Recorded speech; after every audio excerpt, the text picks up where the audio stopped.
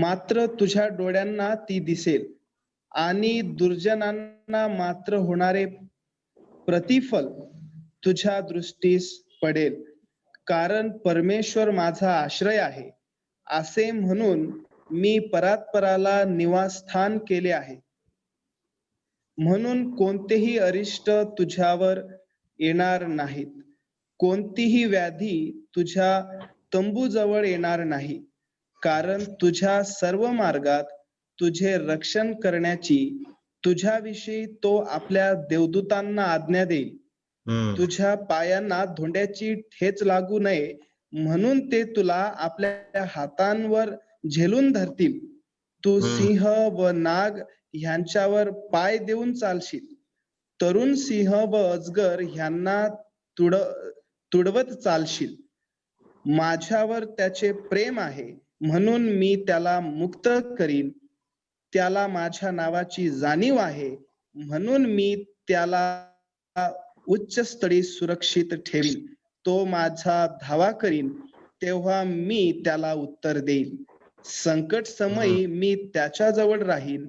मी त्याला मुक्त करीन. मी त्याला गौरव देईन. त्याला दीर्घ आयुष्य देऊन तृप्त करीन. त्याला मी सिद्ध केलेल्या तारणाचा अनुभव घडवीन. देवा वाचलेले वचन आशीर्वादित करो. आमेन. शास्त्र वचनामध्ये देवाला आपल्या लोकांचा संरक्षक आणि ढाल म्हणून प्रदर्शित केलेला आहे. God is the protective shield for his people. सावली प्रमाणे देव आहे आणि तो कशा प्रकारे आपल्या लोकांचं संरक्षण करत आहे त्याचं सुंदर चित्र आपल्याला स्तोत्र 91 मध्ये पाहावयास मिळतं. आणि जर आपण वचन 14 पासून पुढे गेलो तर या वचन 14 ते वचन 16 मध्ये आपल्याला देवानी आपल्या लोकांना दिलेले काही अभिवचन पाहावयास मिळतात आणि ते पुढील प्रमाणे आहेत. जर वचन 14 ते वचन 16 आपण नीट वाचलं तर पुन्हा एकदा आपल्याला देवाची दया आणि त्याची सुरक्षा आपल्या लोकांप्रती तेच पाहावयास मिळेल. माझ्यावर त्याचे प्रेम आहे म्हणून त्याला मुक्त करीन. त्याला माझ्या नावाची जाणीव आहे म्हणून मी त्याला उंच स्थळी सुरक्षित ठेवीन. तो माझा धावा करीन तेव्हा मी त्याला उत्तर देईन. संकट समयी मी त्याच्या जवळ राहीन. मी त्याला मुक्त करीन. मी त्याला गौरव देईन. त्याला दीर्घायुष्य देऊन तृप्त करीन. त्याला मी सिद्ध केलेल्या तारणाचा अनुभव घडवीन. प्रियांनो, हे जाणून आमचं हृदय जे आहे ते उल्हासाने गातं. कारण ख्रिस्तामध्ये ही जी सुरक्षितता त्याच्या लोकांना प्राप्त झालेली आहे हे आमच्या विचारांच्या पलीकडे आहे. कारण नक्कीच त्याने आम्हाला ख्रिस्तामध्ये आशीर्वाद दिले आणि स्वर्गाचे सर्वच आशीर्वाद देऊन त्याने आम्हाला आशीर्वादित केलेला आहे. आम्हाला असं इफिस्करास पत्राच्या 1 अध्यायामध्ये शिकायला मिळतं. देवाने ख्रिस्तामध्ये म्हणजे आपल्या प्रियकरामध्ये आपल्याला भौतिक आणि त्याचप्रमाणे आध्यात्मिक आशीर्वाद देऊन आशीर्वादित केलेला आहे. आणि त्याचंच चित्र आपल्याला स्तोत्र 91 मध्ये पाहावयास मिळतं. आपल्या लोकांना तर तो भौतिकरित्या ढालीप्रमाणे आहेच, नक्कीच भौतिकरित्याही आहे, पण तो आध्यात्मिकरित्याही ख्रिस्तामध्ये आमची ढाल आहे. आणि जेव्हा आम्ही तारणाबद्दलच विचार करतो तर ज्या तारणाचा जे बहुमूल्य आहे, ज्याचा अनुभव त्यांनी आपल्या लोकांना करून दिलेला आहे, ते तारणही त्यांनी राखलेलं आहे, त्यांनी सुरक्षित केलेलं आहे. आणि त्यांनी आपल्या हातात जे आपले लोक आता घेतलेत, कोणतंच सामर्थ्य ते लोक त्याच्या हातातून हिसकावून घेऊ शकत नाहीत. कुठलंच सामर्थ्य, कुठलाच प्रभाव, इवन आमचे स्वतःचे पापही त्याच्यावर प्रभावी होत नाहीत. एवढी महान आणि एवढी अगाध हे परमेश्वराची दया आणि संरक्षण आहे. प्रियांनो, तर ही जी दया त्याने आम्हावर केलेली आहे, जी कृपा केलेली आहे आणि ख्रिस्तामध्ये देव जो आपला संरक्षक, आपली ढाल झालेला आहे, आपली सावली झालेला आहे, याबद्दल आपण त्याची स्तुती करत असतो. आणि प्रियांनो, नक्कीच प्रत्येक स्थितीमध्ये, प्रत्येक परिस्थितीमध्ये, ती जागा कशीही असो, स्थिती कशीही असो, देव आपल्या लोकांसाठी सावली असतो. तो आपल्या लोकांसाठी ढाल असतो. इवन भौतिकही आणि आध्यात्मिकरित्याही तो आपल्या लोकांसाठी सावली आहे, त्यांची सुरक्षा आहे, त्यांच्या प्रार्थनेचं तो उत्तर आहे. क्षणिक आणि नेहमीसाठी सुद्धा तो आपल्या लोकांना मुक्त करतो. नक्कीच प्रभूची स्तुती असो या स्तोत्रासाठी, त्याच्या वचनासाठी, ज्यामध्ये आम्हाला देव आणि देवाचं महान रूप, त्याचं सौंदर्य दिसत असते आणि हे जाणून आम्ही उल्हासाने त्याला गात असतो. प्रभूची स्तुती असो या स्तोत्रासाठी. आपण काही गीत गाऊया आणि प्रभूची स्तुती करूया. सर आहेत ते काही गाणे शेअर करतील स्क्रीनवर, आपण ते गाणार आहोत.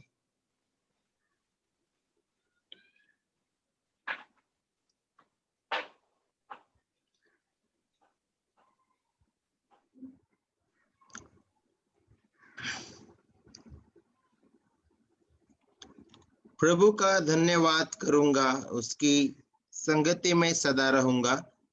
हे गीत आपण ह्या वेळेस बोलूया. प्रभु का धन्यवाद करूंगा, उसकी संगति में सदा रहूंगा, या आपण हे गीत बोलूया.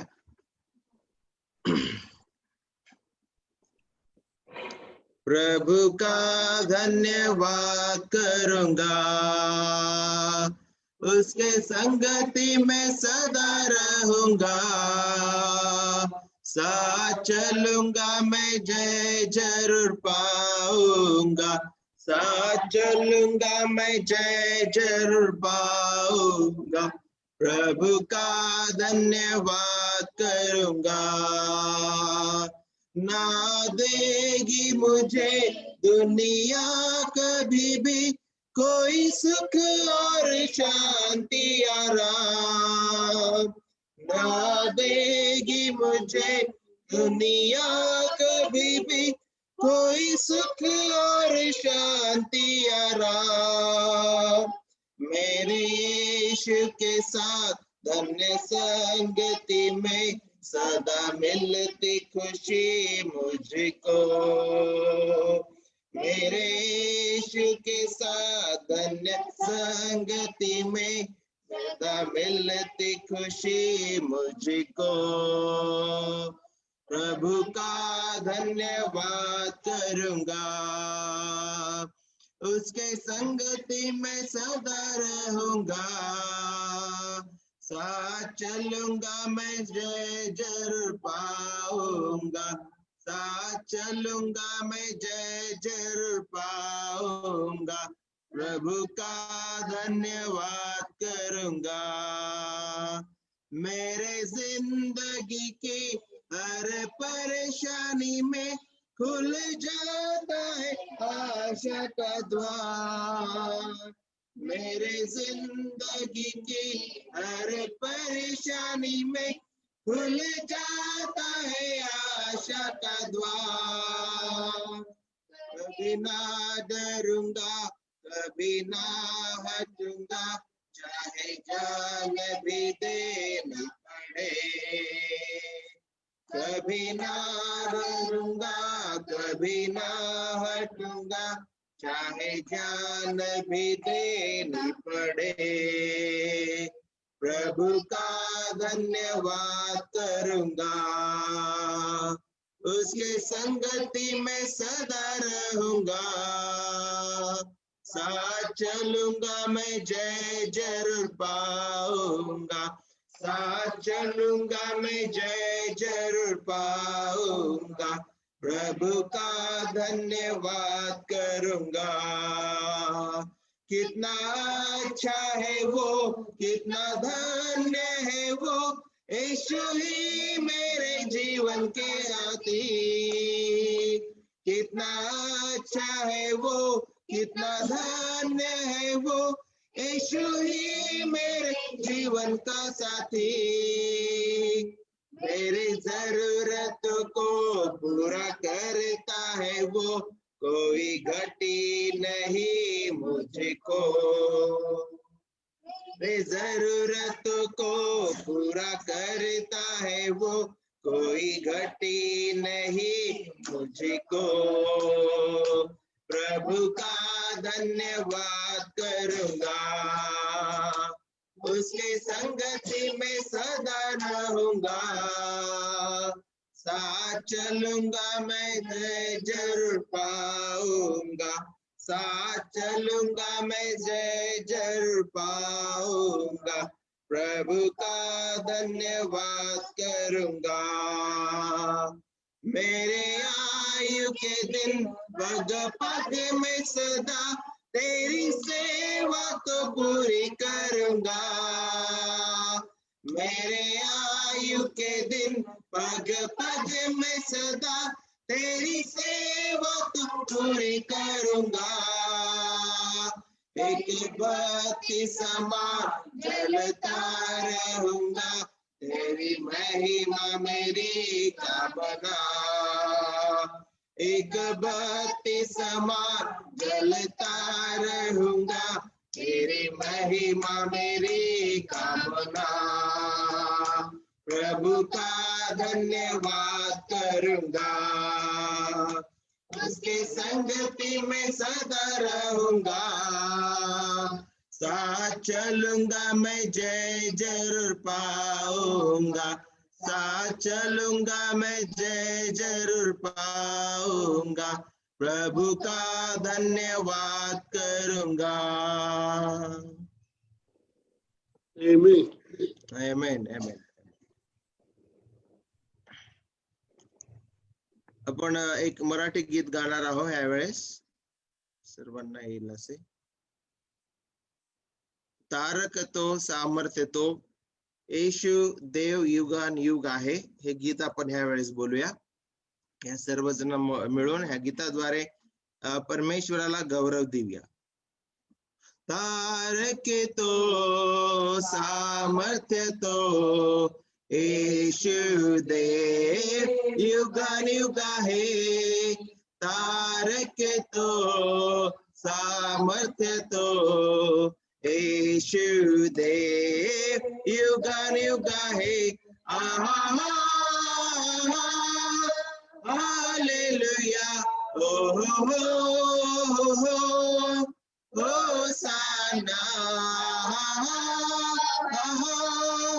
हालेलुया, ओ हो, होसाना, हालेलुया, हालेलुया, हालेलुया, हालेलुया, हालेलुया, हालेलुया. हा दिवस प्रभूचा आहे, आपण उल्हास व आनंद करू. हा दिवस प्रभूचा आहे, आपण उल्हास व आनंद करू. स्वर्गाच्या देवाला स्तुतीचे गीत गाऊ. स्वर्गाच्या देवाला स्तुतीचे गीत गाऊ. तारक तो सामर्थ्य तो, येशू देव युगान युग आहे. तारक तो सामर्थ्य तो, येशू देव युगान युग आहे. हालेलुया, ओ होसाना, हालेलुया, होसाना, हालेलुया, हालेलुया, हालेलुया, हालेलुया, हालेलुया, हालेलुया. चला हो आता त्याकडे, पण महिमा वसवती चला हो आता त्याकडे, पण महिमा वसवती किती थोर तो दे, सर्वस आपना दिले, किती थोर तो दे, सर्वस आपना दिले, तारक तो सामर्थ्य तो यीशु देव आहे, तारक तो सामर्थ्य तो यीशु देव युगानुयुग आहे.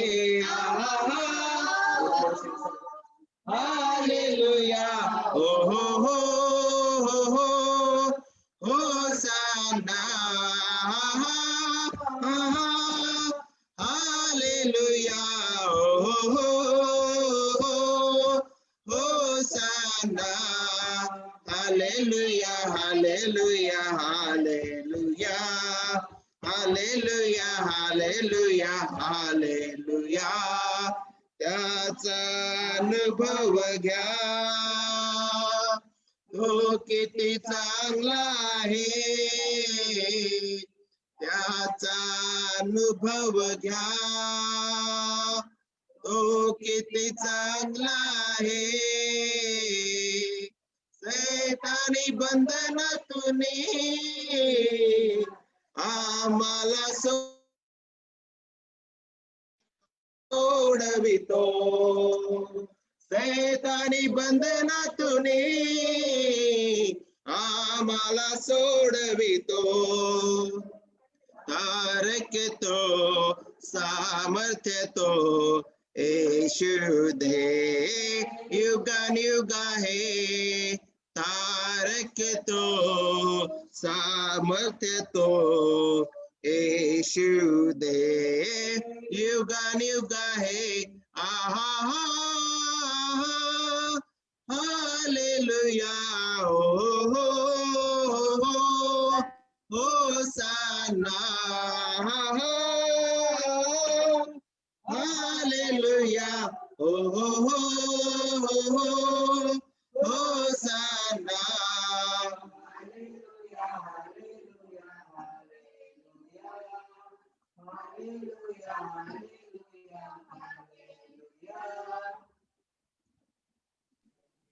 प्रभूच्या नावाला गौरव असो. ह्या गीताद्वारे आपण यावेळेस एक इंग्लिश हिम बोलणार आहोत.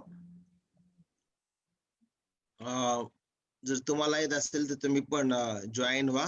ह्या गीताच्या पुस्तकामध्ये आहे, गाईड मी ओ ग्रेट जेहोवा. कन्या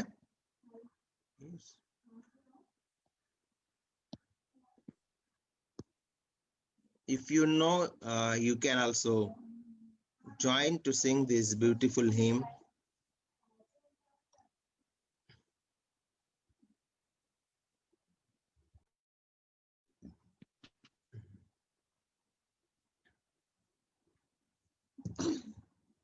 या आपण हे गीत बोलूया.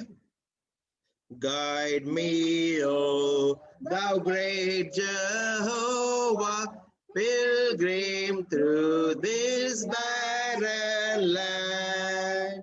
I am weak, but thou art mighty.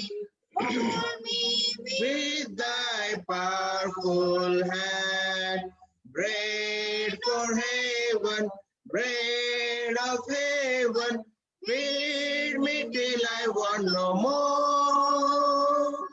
Feed me till I want no more. Open now the crystal fountain, whence the healing stream doth flow. Let the fire and cloudy pillar lead me all my journey through. strong deliver, strong deliver. Be thou still my strength and shield. Be thou still my strength and shield. When I tread the waters of Jordan, bid my anxious fears subside. Death of death and hell's destruction, land me safe on Canaan's side. Songs of praises, I will ever give to thee. I will ever give to thee. प्रभूच्या नावाला धन्यवाद असो. उपकार स्तुतीची प्रार्थना आपण ह्या वेळेस प्रभूला देऊया. आणि ही वेळ आपली आहे. ज्या कोणास देवाला धन्यवाद द्यायचा असेल त्याने केलेल्या अद्भुत आणि महान कार्याचं स्मरण करून आपण ह्या वेळेचा सदुपयोग करूया आणि परमेश्वराच्या नावाला गौरव देऊया, त्याची स्तुती करूया आणि मनापासून त्याला धन्यवाद देऊया. आपली वेळ आहे ही. आमच्या अति पवित्र सेनाधीश परमेश्वरा, आम्ही तुझ्या चरणी येतो, तुझ्या नावाला धन्यवाद देतो परमेश्वरा, कारण की तू अखिल पृथ्वीचा राजा आहे, तू सार्वभौम परमेश्वर आहे, तुझ्या खेरीस अन्य कोणीच नाही. परमेश्वर, आम्ही खरोखर प्रभू तुला वंदितो, तुला गौरवितो, कारण की तू आमचा परमेश्वर आहे आणि आम्ही तुला हे आपा आणि हे पिता म्हणून हाक मारितो, तेव्हा तू आम्हाला खरोखर प्रभू आमची प्रार्थना तू ऐकतोस. आणि हे सर्व शक्य झाले केवळ येशू ख्रिस्ताद्वारे, कारण की तोच आमचा मध्यस्थी, त्याच्याच द्वारे आम्ही तुझ्या जवळ येऊ शकलो. आणि खरोखर प्रभू आम्ही तुझ्या नावाला धन्यवाद देतो. परमेश्वरा, तुझे वचन जे आम्हास तू दिलेले आहे, तुझे वचन सत्य आहे, कारण की आमचा परमेश्वर प्रभू येशू ख्रिस्त सत्य आहे. तुझ्या वचनाद्वारे प्रभू आम्हाला प्रकाश लाभते, कारण की येशू ख्रिस्त आमचा प्रकाश आहे. आणि प्रभू तुझ्या प्रकाशात चालण्यास तू सहाय्य आणि मदत करतो तुझ्या आत्म्याद्वारे. परमेश्वरा, तरी प्रभू आम्ही जाणतो प्रभू आमची स्थिती, की आम्ही केवळ पापी, अपात्र, अयोग्य असता. परमेश्वरा प्रभू तू आमची जाणीव करून घेतलीस, तू आम्हावर कृपा केलीस, म्हणून तुला धन्यवाद देते परमेश्वरा. आणि खरोखर या क्षणी प्रभू तुझ्या वचनाच्या द्वारे प्रभू तू आम्हाला कळवितोस की तुझ्या चरणी जो येतो तू कदापि डगमणार नाही, कारण की तूच आमची काठी व लाठी आहे. आणि परमेश्वरा, तू आमचा शरणस्थान, तू आमचा दुर्ग आहे. परमेश्वर, तुला धन्यवाद देतो प्रभू. आणि परमेश्वरा, या क्षणी प्रभू विशेष करून प्रभू तुझ्या लेकरांमध्ये परमेश्वरा, तुझ्या लोकांमध्ये प्रभू येशू ख्रिस्ताची जी सहभागिता आम्हा सर्वांस लाभलेली आहे, त्यासाठी आम्ही तुला धन्यवाद देतो परमेश्वरा. प्रभू आज मी प्रार्थना करते, विशेष करून धन्यवाद देते लिओसाठी परमेश्वरा. प्रभू मागील दिवसात जे ऑपरेशन झालेलं आहे त्यामध्ये तू होतास आणि डॉक्टरांना लागणारं मार्गदर्शन तू केलेलं आहेस. आणि प्रभू ते ऑपरेशन योग्य रीतीने पार पाडण्यास तू सहाय्य आणि मदत केला. मी प्रार्थना करते परमेश्वरा, त्याला आरोग्य तू देत आहे म्हणून तुला धन्यवाद देते प्रभू. माझ्या जिवंत परमेश्वरा, विशेष करून आम्ही प्रार्थना करतो या क्षणी प्रभू आम्ही प्रार्थना करतो तुला प्रभू, प्रत्येक स्थितीमध्ये प्रभू तुला धन्यवाद देतो प्रभू कोणतीही स्थिती असो, कोणताही क्षण असो, सुखाचा किंवा दुःखाचा, त्रासाचा किंवा छळाचा, प्रभू प्रत्येक क्षणी प्रभू तुझ्यामध्ये आनंदित राहावे, तुला धन्यवाद द्यावे, असं प्रभू आमचं अंतःकरण प्रभू तुझ्या वचनाद्वारे तू करतोस, म्हणून तुला धन्यवाद देते परमेश्वरा. प्रभू, कारण की तूच आमचा मार्गदर्शक आहे.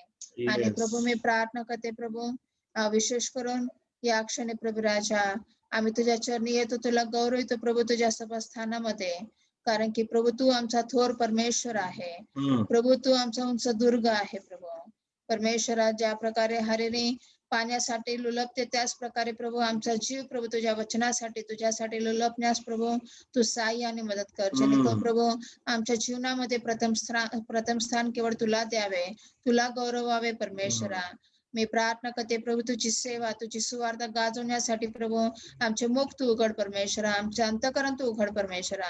आणि त्याच प्रकारे मी प्रार्थना करते प्रभू जितके भाऊ बहीण प्रभू या प्रार्थनामध्ये सहभागी झालेले आहे प्रभू सर्वांना तू आशीर्वादित कर. येणारं वचन प्रभू तू आशीर्वादित कर प्रभू, तुझ्या दासाला प्रभू तू स्पर्श कर. आणि त्याच प्रकारे मी प्रार्थना करते लिडिंग करताना ब्रदर मिलिंद आणि प्रीचिंग करताना ब्रदर संदेश यांना तू आशीर्वादित कर परमेश्वरा.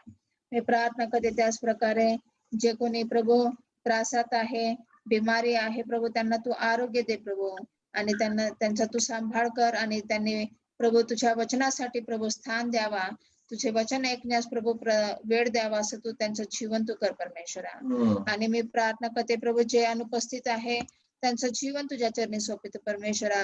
प्रभू जी प्रीती प्रभू तू त्यांच्यावर केलेली आहे, जो कृपा तुने त्यांच्यावर केलेला आहे प्रभू परमेश्वर ते जाणून घ्यावे की प्रभू आम्हा अपात्रावर तुझी कृपा कशा प्रकारे झालेली आहे. आणि खरोखर प्रभू तू कृपाळू दयाळू आहे म्हणून आम्ही जिवंत आहो. आणि या जिवंत क्षणी प्रभू तुला वेळ देण्यास प्रभू तू सर्वांना साह्य आणि मदत कर. मी प्रार्थना करते परमेश्वरा तुझा गौरव होते आणि मंडळीची वाढ होण्यास तू साह्य आणि मदत कर परमेश्वर. आम्ही तुला धन्यवाद देतो प्रत्येक क्षणासाठी पुन्हा एकदा. आणि ही वेळ तुझ्या चरणी सोपविते प्रभू येशू ख्रिस्त जो आमचा मार्गदर्शक जिवंत प्रभू त्याच्या पवित्र नावाने मागते म्हणून तो ऐक. आमेन. आमेन. आमेन. आणखीन आपल्यामध्ये जर कोणी असतील ज्यांना परमेश्वराला गौरव द्यायचा आहे, त्याची उपकार स्तुती करायची आहे, साक्ष द्यायची आहे, तर ही वेळ आहे. आपण प्रभूच्या गौरव वास्तव ते करू शकतो.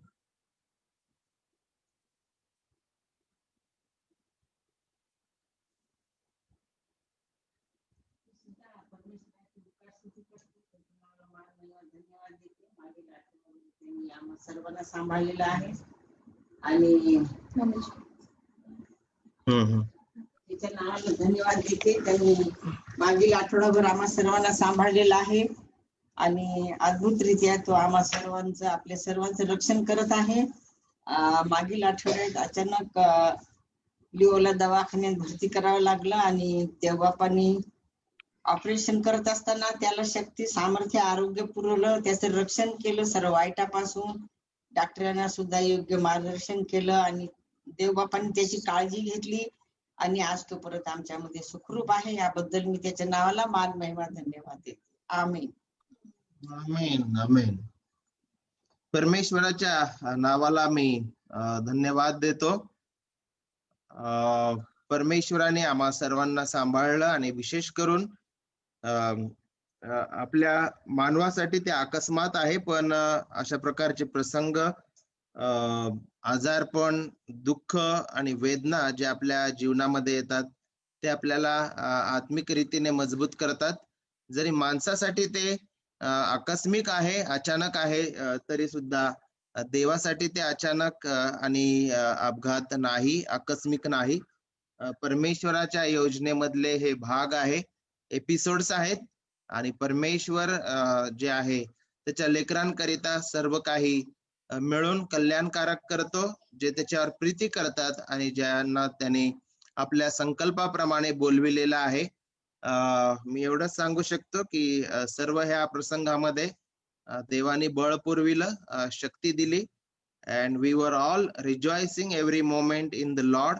कारण की ख्रिस्तामध्ये जे महान तारण आणि जी महान आशा लाभलेली आहे त्यामुळे आम्ही प्रत्येक परिस्थितीमध्ये आनंद करू शकलो.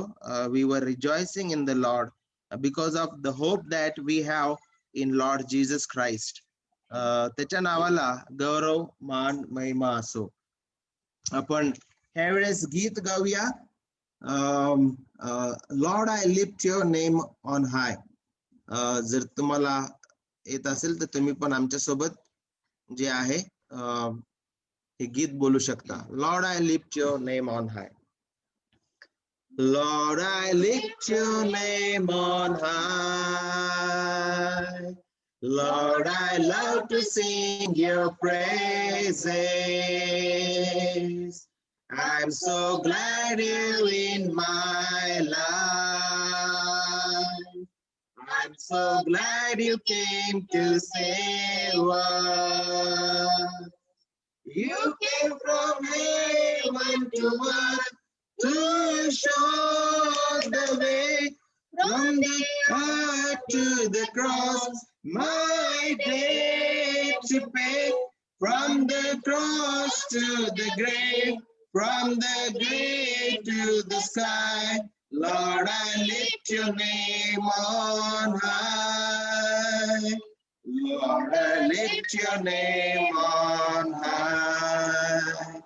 Lord, I love to sing your praises. I'm so glad you're in my life. I'm so glad you came to save us. You came from heaven to earth to show the way, from the earth to the cross, my debt to pay. From the cross to the grave, from the grave to the sky, Lord, I lift your name on high. ही वेळ प्रभूच्या वचनाची आहे आणि आपल्यामध्ये बंधू संदेश मंडलिक आहेत आणि आज ते आपल्यामध्ये देवाचं वचन योहान 17 मधून जे आहे शेअर करणार आहे आणि पुढची वेळ मी ब्रदर संदेश मंडलिक यांना देतो. ते आपल्यामध्ये प्रभूचं वचन घेऊन येणार आहेत.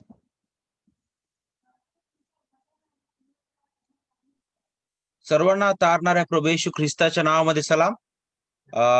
मी प्रभूला धन्यवाद देतो. ही सुवर्ण वेळ पुन्हा एक वार त्या प्रभूने आपल्याला दिली, त्या ख्रिस्ताच्या सहभागितेमध्ये एकत्रित येण्याची आणि या प्रभुवारी त्या पवित्र प्रभूच्या त्या अनमोल वचनाच्या सहभागितेमध्ये एकत्रित येऊन त्याचं गौरव आणि त्याच्या वचनातून शिकण्याची, तर याद्वारे त्याला गौरव मिळो.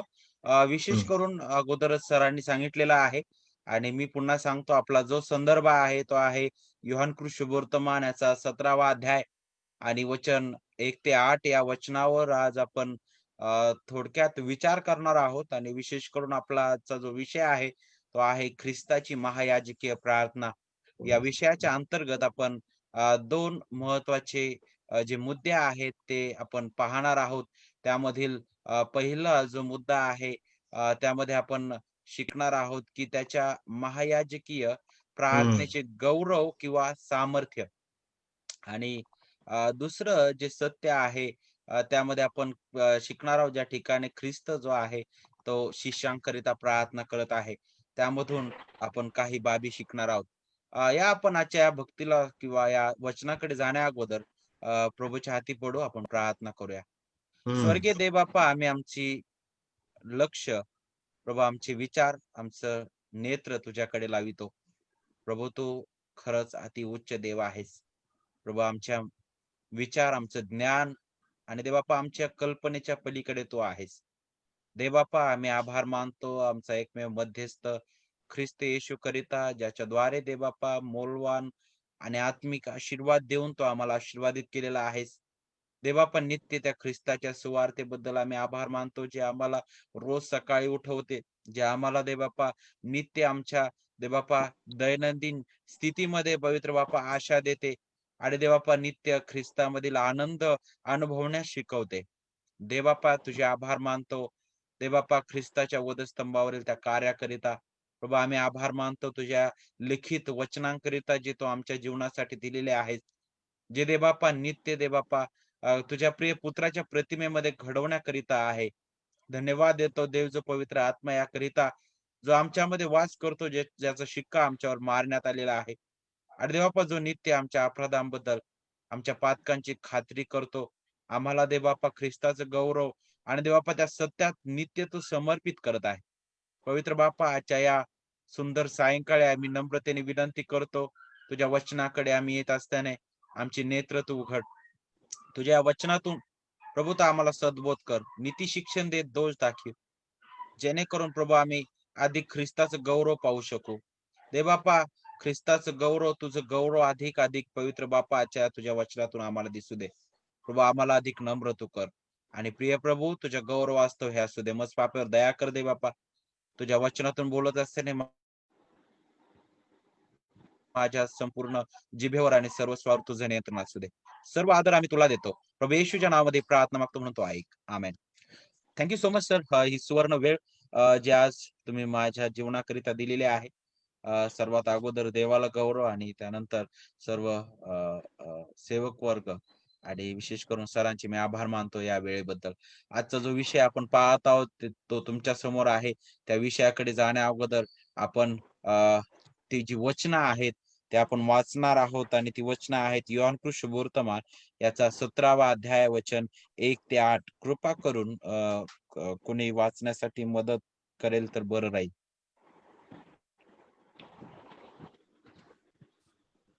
योहान शुभवर्तमान 17वा अध्याय वचन 1 ते 8. कोणी येस. ह्या गोष्टी बोलल्यावर येशूवर आकाशाकडे दृष्टी लावून म्हणाला, हे माझ्या बापा, वेळ आली आहे पुत्राने तुझे गौरव करावे, म्हणून तू आपल्या पुत्राचा गौरव कर. जे तुला दिले आहेत त्या सर्वांना त्यांना सर्वकालिक जीवन द्यावे, म्हणून तू मनुष्य मात्रावर त्याला अधिकार दिला आहे. सर्वकालिक जीवन हेच आहे की तू जो एकच खरा देव त्याला तू पाठविले त्या येशू ख्रिस्ताला त्याने ओळखावे. जे काम तू मला करावयास दिले पुरे करून मी पृथ्वीवर तुझे गौरव केले आहे. तर आता हे माझ्या बापा, जग होण्यापूर्वी जे माझे गौरव तुझ्या जवळ होते त्याच्या योग्य तू आपण जवळ माझे गौरव कर. जे लोक तू मला जगातून दिले त्यांना मी तुझे नाव प्रगट केले. हे तुझे होते आणि तू ते मला दिले आणि त्याने तुझे वचन पाळले आहेत. आता त्यांना समजले आहे की जे काही तू मला दिले आहे ते सर्व तुझ्यापासून आहे. कारण जी वचने तू मला दिली ती मी त्यांना दिली आहेत. ती त्यांनी स्वीकारली. मी तुझ्यापासून आलो हे त्यांना खरोखर ओळखले आणि तू मला पाठविले असा त्यांना विश्वास ठेवला. आमेन. देवबाप करो या वाचलेल्या वचनाद्वारे आपणा सर्वांना तो आशीर्वादित करो. खूप सुंदर हा संदर्भ आहे.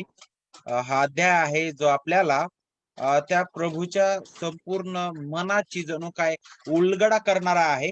ख्रिस्त जो महान मध्यस्थ जो आहे त्याचं पूर्ण मन या ठिकाणी आपण या अध्यायामध्ये पाहू शकतो.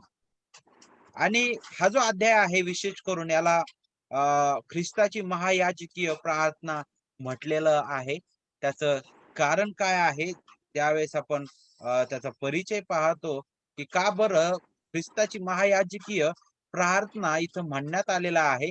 त्यातील पहिलं कारण म्हणजे आपण पाहतो की ख्रिस्ताने त्याच्या निवडलेल्यांकरिता केलेली मध्यस्थी आपण या अध्यायामध्ये आपल्याला पाहायला भेटते. त्यासोबतच ख्रिस्ताचा आणि पित्याचं गौरव आपल्याला या अध्यायामधून प्रगट होतं. त्यानंतर तो महान परिपूर्ण एकमेव मध्यस्थ आहे. ज्यावेळेस आपण हा अध्याय बारकाईने वाचतो त्यावेळेस आपल्याला अगदी स्पष्टपणे त्याबद्दल शिकायला भेटतं. आणि मग या अध्यायाला महायाजकीय प्रार्थना का म्हटलेला आहे, काय कारण आहे, त्यासाठी आपल्याला महायाजकाबद्दल शिकणं गरजेचं आहे. आणि महायाजकाबद्दल शिकण्याकरिता आपण आपल्याला जुन्या करारामध्ये जाणं गरजेचं आहे. विशेष करून आपल्याला महायाजक किंवा याजकाच्या कार्याची जी सुरुवात आहे त्याबद्दल पाहण्यासाठी आपल्याला निर्गम 28वा अध्याय आणि 29वा अध्याय खास करून त्याबद्दल अगदी स्पष्ट मार्गदर्शन करतो. आणि विशेष करून आपल्याला माहित आहे की इस्रायल लोक जे अगोदर मिसर देशामध्ये बंदिवासात होते, देवाने अद्भुत रीतीने मोशेच्या त्या पुढारीपणाखाली त्यांना त्या मिसर देशातून बाहेर काढलं आणि त्यांना तो वचनदत्त देशाकडे घेऊन जात आहे. त्याच्या अगोदर कमीत कमी मला असं वाटतं 3 ते 5 महिने झाले असावेत ते एका ठिकाणी थांबलेले होते. त्या भागाला तो जो पर्वत किंवा तो जो आहे तो भाग त्या सिनाय पर्वताजवळ ते आलेले असताना त्या ठिकाणी देवाने इस्रायल लोकांना काय केलं, त्याचं नियमशास्त्र दिलेलं आहे. त्याचं कारण हेच की हे इस्रायल लोक जे आहेत जवळजवळ 420 वर्ष त्या मिसर देशामध्ये राहिलेले होते आणि आता त्या जिवंत देवाची भक्ती कशी करावी हे त्यांना माहीतच नव्हतं. का बरं? कारण ते पूर्णपणे त्यांची रूढी, मिसर देशाची रूढी परंपरा, त्यांच्या चालीरीती त्यांना जणू काही अंगवळणी झालेल्या होत्या आणि म्हणून मोशेद्वारे देवाने ते नियमशास्त्र दिलेलं आहे आणि त्यासोबतच आपण पाहतो की निवास मंडपाची सुद्धा स्थापना करण्यात आली. निवास मंडप यासाठी होता की देव त्या लोकांसोबत आहे, त्याची उपस्थिती त्या लोकांसोबत आहे, परंतु देवाचं पावित्र्य सुद्धा तो निवास मंडप त्याचं देवाची समक्षता, देवाचं पावित्र्य, देवाचं न्यायपण आणि देवाचं सार्वभौमत्व प्रगट करणारं ते एक चिन्ह आणि ती एक सावली होती. आणि विशेष करून आपण पाहतो की त्या कालावधीमध्ये देवाने काय केलेलं होतं, अशा एक गट निवडलेला होता त्याच्या सेवेकरिता आणि त्या गटाला याजक म्हटलेलं आहे. जसं आज आपण पाहतो पास्टर, सेवक है ना, आणि त्यांचं कार्य जे होतं त्या कार्याबद्दल आपण विचार करत असताना ते म्हणजे त्या लोकांकरिता, इस्रायल लोकांकरिता काय करणं, मध्यस्थी करणं, त्यांच्या पापांबद्दल प्रायश्चित्तात्मक ते अर्पिणं आणि विशेष करून याजक या कामाकरिता, या कार्याकरिता जुन्या करारामध्ये एक घराणं नेमण्यात आलेलं होतं. ते लेवीय घराणं होतं आणि विशेष करून लेवीय मधील अहरोनाचं ते घराणं होतं लेवीय. आणि आपण पाहतो की त्यामध्ये आपण आणखी शिकतो की त्या याजकामधून आणखी एका व्यक्तीला निवडण्यात यायचं, त्याला मुख्य किंवा महायाजक म्हटलेलं आहे. आणि आपण ज्यावेळेस निवास मंडपाविषयी विचार करतो तर निवास मंडपामध्ये ज्यावेळेस आपण त्या अंगणातून आतमध्ये प्रवेश करतो तर तिथं आपल्याला दोन भाग पाहायला भेटतात. अगोदरचा जो भाग आहे त्याला पवित्र स्थान आणि त्याच्या पलीकड पडदा लावलेला त्याच्या पलीकडे एक जो भाग होता त्याला परमपवित्र स्थान असं म्हटलेलं आहे. ज्या ठिकाणी तो कराराचा कोष ठेवण्यात आलेला होता. आणि मग हा जो मुख्य याजक आहे त्याला फक्त वर्षातून एकदाच त्या परमपवित्र स्थानामध्ये जाण्याची मुभा होती, परवानगी होती. परंतु ज्यावेळेस आपण या जुन्या करारातील याजकपणाविषयी विचार करतो तर देवाने या याजकांना सुद्धा जबाबदाऱ्या दिलेल्या होत्या. त्यांना सुद्धा काही नियम लावून दिलेले होते की तुम्ही ज्यावेळेस आतमध्ये याल तेव्हा तुम्हाला तुमचं शुद्धीकरण करण्याची गरज आहे, तुम्हाला शुद्ध होण्याची गरज आहे. सर्वात अगोदर हा जुन्या करारामध्ये महायाजक असू द्या, याजक असू द्या, जे कोणी होते ते सर्व लोक त्यांना अगोदर स्वतःबद्दल प्रायश्चित्त, स्वतःबद्दल अर्पण द्यावं लागायचं, स्वतःच्या शुद्धीकरणाकरिता ते कार्य करावं लागायचं आणि त्यानंतर ते त्या इतर इस्रायल लोकांकरिता ते मध्यस्थीचं कार्य करू शकत होते. आपण या कार्यामध्ये पूर्णपणे अपूर्णता पाहतो. परंतु आपण ज्यावेळेस जुन्या कराराकडे पाहतो आणि मग नवीन कराराकडे येतो त्यावेळेस आपल्याला हे पाहायला भेटतं की इब्री लोकस पत्रानुसार हे सर्व सावली होतं. आणि जुन्या करारामध्ये मग अर्पणाद्वारे काय देवबाप त्या लोकांना क्षमा देत होता का? आपला नक्कीच तो विषय नाहीये, परंतु हे आपल्याला समजणं गरजेचं आहे की ती जी कृत्य किंवा जे काही कार्य नेमून देण्यात आलेलं होतं, ती जी कृती ते करत होते अर्पण देण्याची, ती कृती ती एक सावली रूपाने होती, ज्याद्वारे देव जो बाप आहे तो त्या महान भविष्यातील त्या महान आणि एकमेव पुरेशा आणि परिपूर्ण अर्पणाकडे पाहून त्या इस्रायल लोकांना काय करायचं, त्यांच्या पापांची तो क्षमा द्यायचा. आणि ते सर्व सावली होतं जे त्या भविष्यात येणाऱ्या सर्वश्रेष्ठ महायाजक जो ख्रिस्त आहे त्याची त्याची सावली जणू काय किंवा त्या महायाजकाकडे बोट दाखवणारं हे कार्य होतं. आणि आपण ज्यावेळेस या ठिकाणी येतो तर आपल्याला पाहायला भेटतं की ख्रिस्त जो आहे नवीन करारामध्ये येतो आपण आणि ख्रिस्ताबद्दल आपण शिकतो तर आपल्याला पाहायला भेटतं की ख्रिस्त हा जुन्या कराराची परिपूर्णता आहे. तो परिपूर्ण महान महायाजक ज्याने स्वतःच जीवन त्याच्या लोकांच्या पापांबद्दल परिपूर्ण एकमेव पुरेसं प्रायश्चित्त म्हणून अर्पिलेला आहे. त्याने महायाजक म्हणून तारणाचे कार्य पूर्ण केलेलं आहे. तो समर्थ, अंतिम आणि पुरेसा आहे. तो आपल्या तारणाकरिता पुरेसा आहे. तो आपल्या देवाचा पवित्र क्रोध शमविण्याकरिता पुरेसा आहे. तो आपल्याला सार्वकालिक जीवनाकरिता, आपल्या सार्वकालिक जीवनाकरिता तो पुरेसा आहे. तो एकमेव महान मध्यस्थ या नात्याने तो एकमेव आहे आणि म्हणून तो पुरेसा आहे. तो मंडळीचा मुख्य कोनशिला, मस्तक, प्रभू, जीवन आणि ख्रिस्त आहे. आणि हे सर्व आपण या प्रार्थनेमध्ये ज्यावेळेस आपण बारकाईने ख्रिस्त जी प्रार्थना करत आहे या प्रार्थनेमध्ये या संदर्भामध्ये या अध्यायामध्ये आपण पाहतो त्यावेळेस आपल्याला अधिक स्पष्ट होतं. आणि विशेष करून योहान सुवर्तमान 17वा अध्याय जो आहे तो फारच अद्भुत रीतीने ख्रिस्ताचं त्याच्या लोकांप्रती असलेली जी मध्यस्थी आहे, ख्रिस्ताचं प्रेमाचं वर्णन करणारा हा संदर्भ आहे. आणि या संदर्भाबद्दल आपण आणखी पुढे ज्यावेळेस आपण वचनाचा उलगडा पाहणार आहोत त्यावेळेस या संदर्भाची पार्श्वभूमी आपण शिकणार आहोत. परंतु या ठिकाणी आपण आणखी पुढे जात असताना त्याने महान याजक म्हणून तारणाचे कार्य पूर्ण केलेले आहे जे आताच आपण पाहिलेलं आहे. आणि आज मग ख्रिस्त स्वर्गामध्ये महान अशा स्थितीमध्ये विराजमान आहे, तर तो आज देखील त्याच्या प्रत्येक निवडलेल्या लेकरांकरिता प्रार्थना करत आहे. त्याचं महायाजकीय कार्य आज देखील सुरू आहे. आणि म्हणून ख्रिस्त हा त्याच्या प्रजेला पूर्ण तारण्यास समर्थ प्रभू आहे. त्याच्या महायाजकीय प्रार्थनेचं आपण ज्यावेळेस विषय पाहतो किंवा महायाजकीय प्रार्थनेबद्दल आपण काही जर मुद्दे काढले तर ते अशा प्रकारे होईल की ऐक्य, वस्ती, गौरव आणि ते महान बक्षीस किंवा ते देणं जे आहे ते आपल्याला त्याचं महानपण प्रगट करतं. आणि पूर्णपणे ख्रिस्ताचं महानपण प्रगट करणार आहे.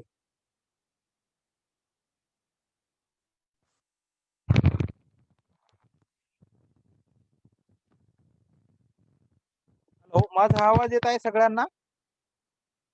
हो हो येत आहे.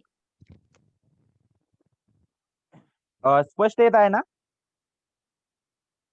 हो येत आहे संदेश. हा, ओके, ठीक आहे. कारण इथं पाऊस सुरू झालाय त्यामुळं सॉरी. तर आपण आता या अध्यायाच्या पुढे जात असताना आपण आजच्या विषयाकडे वळत असताना आपण पहिल्या सत्याकडे आपण जाऊया.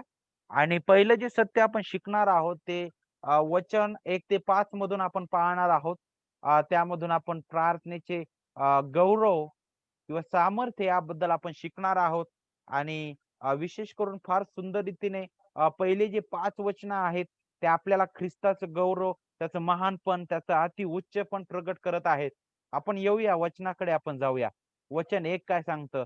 या गोष्टी बोलल्यावर येशू वर आकाशाकडे दृष्टी लावून म्हणाला, हे माझ्या पित्या, वेळ आली आहे, पुत्राने तुझा गौरव करावा, म्हणून तो आपल्या पुत्राचा गौरव कर. आता वचन 1 ची सुरुवात कशा प्रकारे होत आहे? ह्या गोष्टी बोलल्यावर. आता ह्या गोष्टी बोलल्यावर हा जो शब्द आहे, ही जी ओळ आहे, ते आपल्याला या पूर्ण अध्यायाचं बॅकग्राऊंड, या पूर्ण अध्यायाचं पार्श्वभूमी आपल्याला सांगेल. त्याबद्दल आपल्याला मार्गदर्शन करणारे आहे. या गोष्टी बोलल्यावर हे शब्द आपल्याला जवळजवळ अध्याय 13 ते 16 या अध्यायांमध्ये जे काही घडलेलं आहे त्याचं वर्णन करतात. काय घडत आहे, कोणती वेळ आहे, आपल्याला पाहायला भेटतं की ख्रिस्त त्या खोलीमध्ये आहे. त्याचं शेवटच्या भोजनाविषयी आपण पाहत आहोत. त्यावेळी त्या ठिकाणी आहे तो शिष्यांना काय करत आहे? उपदेश करत आहे, तो प्रवचन देत आहे, सांत्वनाचे शब्द देत आहे, तो त्यांना सल्ला देत आहे, तो मार्गदर्शन करत आहे, सूचना करत आहे. या सर्व गोष्टी आपण त्या मागील अध्यायामध्ये पाहतो 13 ते 16 मध्ये. जसं 13व्या अध्यायामध्ये तो काही धडे त्यांना देत आहे, 14व्या अध्यायामध्ये तो त्यांना सांत्वना पर उपदेश देत आहे, 15व्या अध्यायामध्ये तो पुन्हा ऐक्याबद्दल आणि पुन्हा त्यांना तो बोध करत आहे. आणि अशा प्रकारे आपण पाहत आहोत की 13 ते 16 हे जे अध्याय आहेत, हे संपूर्ण अध्याय जे आहेत ते आपल्याला हे शिकवतात की त्याचं शेवटचं भाषण, त्याचा शेवटचा उपदेश, त्याचं शेवटचं बोलणं शिष्यांसोबत, त्याबद्दल हे मार्गदर्शन करत आहे. आणि आता 17वा जो अध्याय आहे, यावेळी ख्रिस्त कुठं होता? आपल्याला पाहायला भेटतं ज्यावेळेस आपण 18वा अध्याय आणि वचन 1 वाचतो त्यानुसार आपल्याला पाहायला भेटतं की ख्रिस्त जो आहे तो अजूनपर्यंत त्या खोलीमध्येच आहे. आणि ते बोलल्यानंतर त्याचं ते बोलणं झाल्यानंतर तो आता तिथेच प्रार्थना करत आहे. कारण त्यानंतरच लगेच तो गेतशेमाने या ठिकाणी जातो आणि त्या ठिकाणी त्याची ती दुःखित आणि त्या वेदनादायी अशा स्थितीमधली ती प्रार्थना आपण गेतशेमाने या ठिकाणी ऐकत आहोत. आपण आपल्याला पाहायला भेटतं. तर म्हणून आपल्याला यावरून समजतं की ख्रिस्त जो आहे तो त्या ठिकाणी आहे, त्या रूम मध्ये, त्या खोलीमध्येच तो आहे आणि त्या ठिकाणाहून तो आता काय करत आहे, प्रार्थना करत आहे. आणि पहिल्या भागामध्ये आपण पाहतो की त्याच्या प्रार्थनेचं गौरव. आता वचन 1 मधनुसार आपण आताच पाहिलं की या गोष्टी बोलल्यावर हे शब्द आपल्याला 13 ते 16 या अध्यायाची आठवण करून देते. आणि पुढं बघा, येशू वर आकाशाकडे दृष्टी लावून म्हणाला. येशू वर आकाशाकडे दृष्टी लावून म्हणाला. याचा अर्थ काय आहे? वर आकाशाकडे दृष्टी लावणं. का बरं? ख्रिस्त प्रार्थना करत आहे. ही का बरं तो आकाशाकडे दृष्टी लावत आहे? जर आपण जुना करार बारकाईने पाहतो तर आपल्याला या मागची एक पार्श्वभूमी किंवा या मागचा एक इतिहास पाहायला भेटतो. तो म्हणजे एक स्तोत्रसंहिता 121 आणि वचन 1 आपल्याला शिकवतं की मी आपली दृष्टी पर्वतांकडे लावितो, मला सहाय्य कुठून येईल. ते वचन अगदी स्पष्टपणे त्यावेळेची जी प्रथा किंवा त्यावेळेची जी पद्धत होती प्रार्थना करण्याची यहुदी लोकांची, त्याबद्दल मार्गदर्शन करणारे आहे. आणि त्या पद्धतीनेच ख्रिस्त या ठिकाणी नक्कीच प्रार्थना करत आहे. ती पद्धत अशा प्रकारे होती की ज्यावेळेस ते प्रार्थना करायचे त्यावेळेस आपलं मुख ते आकाशाकडे करायचे आणि आकाशाकडे आपले मुख ते करून प्रार्थना करायचे. आणि त्याचं आणखी उदाहरण आपल्याला लूका शुभवर्तमान याचा 18वा अध्याय देखील देतं. त्या ठिकाणी तो जकातदार आहे आणि तो परुषी आहे, ते वर मंदिरामध्ये प्रार्थनेला गेलेले आहेत आणि तो परुषी कशा प्रकारे प्रार्थना करत आहे त्याबद्दल मार्गदर्शन केलं जात आहे. त्या परुषाचा गर्व दाखवणारं ते चित्र आहे. तर इथं ज्यावेळेस येशू वर आकाशाकडे दृष्टी लावून म्हणाला, ज्यावेळेस आपण इथं पाहतो तर इथं ख्रिस्ताचा गर्व नाही, तर ख्रिस्ताचं मन आणि त्याचा जो आत्मविश्वास आहे तो या ठिकाणाहून प्रदर्शित होत आहे. त्याचं मन हे पूर्णपणे भक्ती आणि विश्वासाने भरलेलं आहे. त्याचं चित्रण करणारा हा एक क्षण आहे की तो आपलं लक्ष पूर्णपणे, आपले विचार, आपलं ध्येय, आपलं सर्व काही तो पित्याकडे, त्या आकाशाकडे करत आहे. ख्रिस्ताने आपण पाहतो की इतर शुभवर्तमानामध्ये प्रार्थना केलेल्या आहे, परंतु इतर त्या प्रार्थना केलेल्या असताना त्यांचं वर्णन फारसं केलेलं नाही, परंतु ही प्रार्थनेचं वर्णन इथे करण्यात आलेलं आहे आणि त्याची कृती पण दाखवण्यात आलेली आहे. तर त्याचं वर आकाशाकडे पाहणं, दृष्टी लावणं जे आहे ते आपल्याला काय दाखवतं, त्याचं मन जे आहे ते पूर्णपणे पित्याकडे लागलेलं आहे. त्याची भक्ती आणि त्याचा जो विश्वास जो आहे, त्याचा आत्मविश्वास, त्याबद्दल आपण इथे विचार करतो. आणि बघ पुढे काय सांगितलं, तो आकाशाकडे दृष्टी लावून म्हणाला, हे पित्या, हे माझ्या पित्या. आता आपल्याला पाहायला भेटतं की हे माझ्या पित्या, त्याच्या प्रार्थनेची सुरुवात सुद्धा त्याने अशा प्रकारे केलेली आहे. आणि आपण पाहतो की ज्यावेळेस तो शिष्यांना प्रार्थनेबद्दल तो शिकवत होता त्यावेळेस सुद्धा त्याने अशाच प्रकारे नमुना दिलेला आहे की प्रार्थना पित्याकडे केली जाते. तो म्हटला की ज्यावेळेस तुम्ही प्रार्थना कराल त्यावेळेस ह्या प्रकारे म्हणा, हे माझ्या स्वर्गातील पित्या.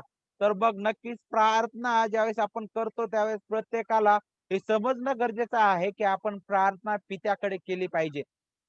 त्या प्रार्थना ज्या आहे ते आपण कशा प्रकारे सादर करतो, ख्रिस्त जो महान मध्यस्थ आहे त्याच्या नावामध्ये आपण ते सादर करतो.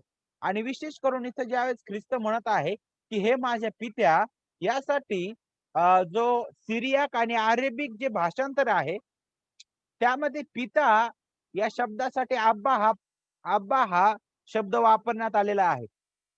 आणि अब्बा हा जो शब्द आहे तो अगदी जवळीकता आणि पिता आणि पुत्रामधील अगदी घनिष्ठपण दाखवणारा शब्द आहे.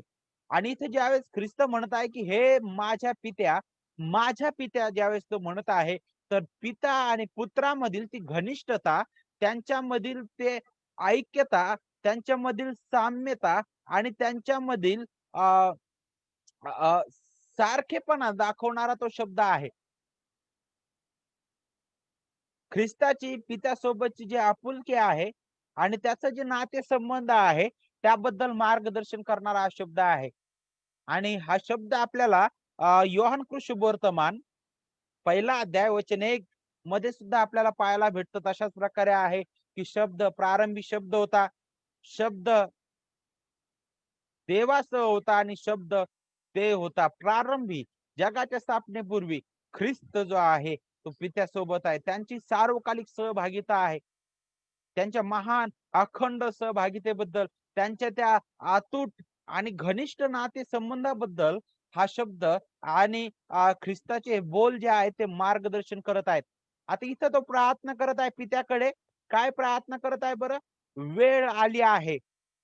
आता हा जो शब्द प्रयोग आहे आपल्याला शुभवर्तमानामध्ये पुष्कळ वेळेस पाहायला भेटतो आणि त्यातल्या त्यात योहान शुभवर्तमानामध्ये हा जो शब्द प्रयोग आहे, वेळ आली आहे किंवा अजून माझी वेळ आली नाही, हा शब्द प्रयोग जो आहे तो वारंवार करण्यात आलेला आहे.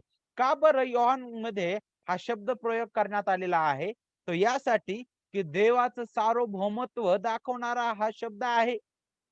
सर्व काही देवाच्या योजनेने, देवाच्या वेळेमध्ये देवाने जे नियुक्त केलेलं आहे, देवाने जे ठरवलेलं आहे त्याच प्रकारे चालू आहे. त्याबद्दल मार्गदर्शन करणारा हा शब्द आहे. आणि ज्यावेळेस ख्रिस्त म्हणत आहे की वेळ आलेली आहे, तो म्हणत आहे की पित्या तू जी वेळ नियुक्त केलेली आहे, पित्या तू जे ठरवलेलं आहे ते घडत आहे. आणि इथं कशाची वेळ आलेली आहे, कशाबद्दल तो बोलत आहे? आपण ज्यावेळेस 2 अध्याय योहानाचा त्यामध्ये पाहतो त्या ठिकाणी काना येथील लग्नाच्या वेळी ज्यावेळेस द्राक्षरस संपला त्या ठिकाणी आपण पाहतो की त्याची आई मरिया जी आहे आपण पाहतो ती ख्रिस्ताला म्हणते की द्राक्षरस संपलाय. त्यावेळेस ख्रिस्त म्हणतो बाई तुझा माझा काय संबंध, माझी वेळ अजून आली नाही म्हणे. तर त्या ठिकाणी वेळ हा जो शब्द वापरलेला आहे त्याच्या सेवा कार्याबद्दल, त्याचा स्वतःला प्रगट करण्याबद्दल वापरलेला आहे. तर इथं वेळ आली आहे ज्यावेळेस हा शब्द आलेला आहे, तर इथं ख्रिस्त जो आहे तो कशाबद्दल बोलत आहे, कोणती वेळ आलेली आहे त्याचं वर्णन पुढे करत आहे. पुत्राने तुझा गौरव करावा. कोणती वेळ आली?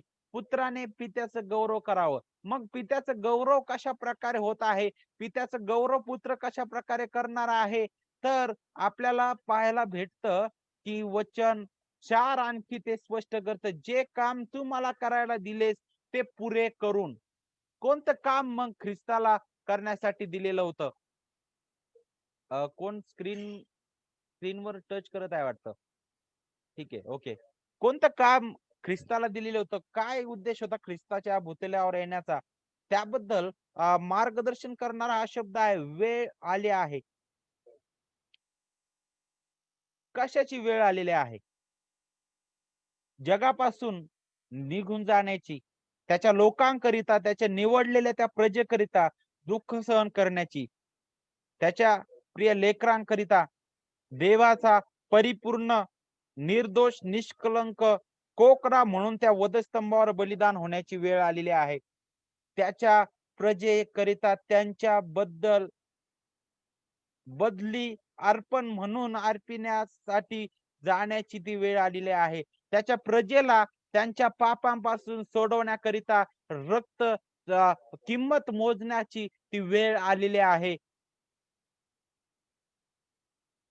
देवाने जे तारणाचं कार्य ते योजलेलं आहे, ख्रिस्ताचं वधस्तंभावर जाणं जी योजलेलं आहे ती वेळ आलेली आहे, त्याबद्दल इथं बोललं जात आहे. आणि मग पहा ती वेळ जी आहे ती पित्याचं गौरव अधिक निकटतेने करणारी वेळ आहे. त्याबद्दल आपण अधिक इथं शिकतो. ख्रिस्ताच्या वधस्तंभाबद्दल मार्गदर्शन करणारी हे शब्द आहे, कारण तो आता काही तासांमध्ये त्याला पकडलं जाणार होतं, त्याची चौकशी करण्यात येणार होती, त्याचं भयंकर छळ होणार होता आणि त्याला वधस्तंभावर खिळण्यात येणार होतं. त्याचं वधस्तंभावरील कार्य आणि शेवटी आपण पाहतो की त्याचा जो शेवटचा शब्द आहे, सर्व पूर्ण झाले आहे, ते पूर्ण होण्याची ती वेळ आलेली आहे. आणि जणू काय ही जी प्रार्थना आहे त्या ख्रिस्ताचा आगाऊस विजय घोषित करणारी प्रार्थना आहे.